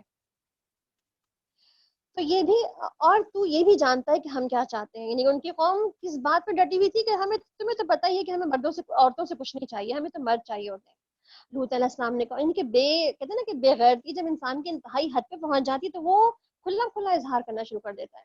لوط علیہ السلام نے کہا، کاش میرے پاس اتنی طاقت ہوتی کہ میں تمہیں سیدھا کر دیتا، یا کوئی مضبوط سہارا ہوتا کہ میں اس کی پناہ لے لیتا. تو فرشتوں نے اس سے کہا کہ اے لوط علیہ السلام، ہم تیرے رب کے بھیجے ہوئے فرشتے ہیں، یہ لوگ تمہارا کچھ نہیں بگاڑ سکیں گے. بس تم کچھ رات رہے اپنے اہل و عیال کو لے کر نکل جاؤ، اور دیکھو تم میں سے کوئی شخص پلٹ کر نہ دیکھے مگر تمہاری بیوی، کیونکہ وہ بھی اس پر بھی وہی کچھ گزرنے والا ہے جو ان لوگوں پر گزرنا ہے. یعنی کہ ان کی محبتیں اپنے قوم کے لوگوں کے ساتھ تھیں. تو ان کی تباہی کے لیے صبح کا وقت مقرر ہے، اور صبح ہوتے ہی اب کتنی ہی دیر، تھوڑی ہی دیر رہ گئی، ان سب کا انجام ہونے ہی والا ہے. جب ہمارے فیصلے کا وقت آ پہنچا تو ہم نے اس بستی کو تلپٹ کر کے رکھ دیا اور اس پہ پکی ہوئی مٹی کے تابڑ توڑ پتھر برسائے، جس میں سے ہر پتھر تمہارے رب کی طرف سے نشان زدہ تھا. یعنی کہ پتا تھا کس کے سر پہ گرے گا یہ، اور ظالموں سے یہ سزا کچھ بھی دور نہیں ہے. اور مدین والوں کی طرف ہم نے ان کے بھائی شعیب علیہ السلام کو بھیجا. اس نے کہا کہ اے میری قوم کے لوگوں، اللہ کی بندگی کرو، اس کے سوا تمہارا کوئی الہ نہیں. ناپ تول میں کمی نہ کیا کرو. آج میں تم کو اچھے حال میں دیکھ رہا ہوں، مگر اس کو ڈر ہے کل تم پر ایسا دن آ جائے گا جس میں عذاب تم سب کو گھیر لے گا. اور اے برادران قوم، ٹھیک انصاف کے اصولوں کے ساتھ ناپو، پورا ناپو اور تولو، اور لوگوں کو ان کی چیزوں میں گھاٹا نہ دیا کرو، اور زمین میں فساد نہ پھیلاتے پھرو. اللہ کی پھر دی ہوئی بچت ہی تمہارے لیے بہتر ہے اگر تم مومن ہو، اور بہرحال تمہارے اوپر میں کوئی نگران کار نہیں ہوں۔ اب دیکھیں ہر قوم کی کوئی نہ کوئی خاص چیزیں ہیں جو بیان کی جا رہی ہے اس میں، اور اس میں قوم شعیب کی کیا خاص چیز بتائی جا رہی ہے کہ ان کے ہاں ذخیرہ اندوزی اور جو چیزوں میں ملاوٹ کرنا اور ان کا صحیح ناپ تول نہ کرنا، یہ چیزیں ان کے اندر بہت تھیں۔ تو اس کی وجہ بھی کیا بن گئی کہ اللہ تعالیٰ کہتے ہیں نا، اللہ تعالیٰ حلال میں سے برکتیں نکال دیتا ہے اگر ان چیزوں میں اس قسم کی چیزیں شامل ہو جائے تو۔ انہوں نے جواب دیا کہ اے شعیب علیہ السلام، کیا تمہاری نماز تمہیں یہی سکھاتی ہے؟ اب دیکھیں اوپر نماز کا تانا بہت دیا جاتا ہے نا، کہ دیکھیں بڑے نمازی ہم نے، دیکھیں بڑے ہم نے اللہ والے کیا کرتے پھرتے ہیں وہ بھی۔ ہم ان سارے معبودوں کو چھوڑ دیں گے جن کی پرستش ہمارے باپ دادا کیا کرتے تھے، یا یہ کہ ہم کو اپنے مال میں سے اپنی مرضی سے خرچ کرنے کا کوئی اختیار بھی نہیں ہے، یعنی کہ ہم اپنی مرضی سے اپنا مال بھی نہیں خرچ کر سکتے۔ ہم بھی یہ کہتے ہیں نا آج کہ ہماری مرضی، ہمارا مال ہے، جہاں دل چاہے کریں، لٹائیں پھینکیں جو بھی کریں، بس تم ہی ایک بڑے ہی بردبار اور ہدایت والے لوگ انسان رہ گئے، یعنی کہ تم ہی زیادہ عقل مند ہو ہمارے درمیان، ہم سب انتہائی بیوقوف لوگ ہیں۔ شعیب علیہ السلام نے کہا کہ بھائیو، تم خود ہی سوچو، اگر میں اپنے رب کی طرف سے ایک کھلی نشانی پر تھا اور پھر اس نے مجھے اپنے ہاں کچھ رزق، اچھا رزق عطا کر دی، یعنی کہ مجھے باقاعدہ نبوت دے دی، اور میں ہرگز یہ نہیں چاہتا کہ جن باتوں سے تمہیں روکتا ہوں اس پہ خود عمل کروں، یعنی خود بھی میں وہی کروں جو تم سے تمہیں روک رہا ہوں، میں تو اصلاح کرنا چاہتا ہوں جہاں تک بھی میرا بس چلے۔ یعنی کہ اب دیکھیں مبلغ کا کام کیا ہوتا ہے کہ پہلے وہ خود رک جائے کسی کام سے، پھر دوسروں کی اصلاح کر سکتا ہے نا، اور جو کچھ میں کرنا چاہتا ہوں اس کا انحصار تو اللہ کی توفیق پر ہے۔ اور تیسری چیز کیا ہے خاص طور پر کہ انسان اللہ تعالیٰ سے توفیق بھی مانگتا ہے کہ اللہ توفیق دیتا رہے مجھے نیک کام کرنے کی، اور ہر معاملے میں اسی کی طرف رجوع کرتا ہوں، اور میری قوم میرے خلاف تمہاری ہٹ درمی کسی یعنی کہ میرے میرے خلاف تمہاری ہٹ درمی کہیں اس حالت تک نہ پہنچ جائے کہ آخر کار تم پر بھی وہی عذاب آ جائے جو نوح علیہ السلام یا ہود علیہ السلام یا صالح علیہ السلام کی قوم پر آیا تھا، اور لوط علیہ السلام کی قوم تو تم سے کچھ زیادہ دور بھی نہیں ہے۔ دیکھو اپنے رب سے معافی مانگ لو، اس کی طرف پلٹ آؤ، بے شک میرا رب رحیم ہے اور اپنے مخلوق سے محبت کرتا ہے۔ وَاسْتَغْفِرُوا رَبَّكُمْ ثُمَّ تُوبُوا إِلَيْهِ۔ اب دیکھ رہے اس آیت کی ریپیٹیشن ہے اس سورت کے اندر بار بار، تو 3 دفعہ استغفار پڑھ لیں، استغفر اللہ ربی من کل ذنب واتوب الیہ، استغفر اللہ، اور خوب نیک نیتی سے انشاءاللہ استغفار کی تسبیحات ہمیں پڑھنی ہے۔ انہوں نے جواب دیا کہ اے شعیب علیہ السلام، تمہاری بہت سی باتیں تو ہماری سمجھ میں ہی نہیں آتی، اور ہم دیکھتے ہیں کہ تم ہمارے درمیان ایک کمزور آدمی ہو، تمہاری برادری نہ ہوتی ہم تمہیں کبھی کا سنسار کر چکے ہوتے، تمہارا تو اتنا بلبوتا نہیں کہ ہم پر بھاری ہو جاؤ، یعنی کہ تم ہم پر غالب آ جاؤ۔ شعیب علیہ السلام نے کہا کہ بھائیوں، کیا میری برادری تم پر اللہ سے زیادہ بھاری ہے کہ تم نے اللہ کو بالکل ہی پیچھے ڈال دیا؟ جان رکھو کہ جو کچھ تم کر رہے ہو وہ اللہ کی گرفت سے باہر نہیں۔ اے میری قوم کے لوگوں، تم اپنے طریقے سے کام کیے جاؤ اور میں اپنے طریقے سے کام کرتا رہوں گا، جلدی تمہیں معلوم ہو جائے کہ کس پر ذلت کا عذاب آتا ہے، کون جھوٹا ہے۔ تم بھی انتظار کرو، میں بھی انتظار کرتا ہوں۔ آخر کار جب ہمارے فیصلے کا وقت آ گیا تو ہم نے اپنی رحمت سے شعیب علیہ السلام اس کے ساتھ ہی مومنوں کو بچا لیا، اور جن لوگوں نے ظلم کیا تھا ان کو سخت دھماکے نے ایسا آ پکڑا کہ وہ اپنی بستیوں میں بے حس و حرکت پڑے کے پڑے رہ گئے، گویا کبھی وہاں بسے ہی نہ تھے، یعنی کہ سخت عذاب آواز کا آیا کہ وہ اپنے گھروں میں ہی آواز کی شور سے ہی مر گئے۔ سنو، مدین والے بھی دور پھینک دیے گئے جس طرح سمود دور پھینک دیے گئے تھے۔ الحمدللہ ہم نے یہاں تک اپنا ٹاپک مکمل کر لیا ہے آج انشاءاللہ، پھر ہم کل جو ہے باقی سورہ ہود مکمل کریں گے، کیونکہ اب ٹائم آپ کا ہو گیا ہے مکمل، تو یہیں پہ رکھتے ہیں انشاءاللہ اس کو، اور کچھ ہم اور استغفار کی آج دعا پڑھ لیتے ہیں، کیونکہ بہت استغفار کی بات آ رہی ہے بار بار، تو ہم آج اور کوئی استغفار کی دعا پڑھ لیتے ہیں۔ ایک جو ہم سید الاستغفار کہتے ہیں جس کو، اللہم انت ربی لا الہ الا انت خلقتنی وانا عبدک وانا علی عہدک ووعدک ما استطعت اعوذ بک من شر ما صنعت ابوء لک بنعمتک علی وابوء بذنبی فاغفر لی انہ لا یغفر الذنوب الا انت رب اغفر لی خطیئتی وجہلی واسرافی فی امری کلہ وما انت عالم به منی اللہم اغفر لی خطایای وعمدی وجہلی وحسدی وکل ذلک عندی اللہم اغفر لی ما قدمت وما اخرت وما اسررت وما اعلنت انت المقدم وانت المؤخر لا انت المؤخر علی کل شیء قدیر لا الہ الا اللہ وحدہ لا شریک لہ لہ الملک ولہ الحمد وہو علی کل شیء قدیر الحمد للہ سبحان اللہ ولا الہ الا اللہ واللہ اکبر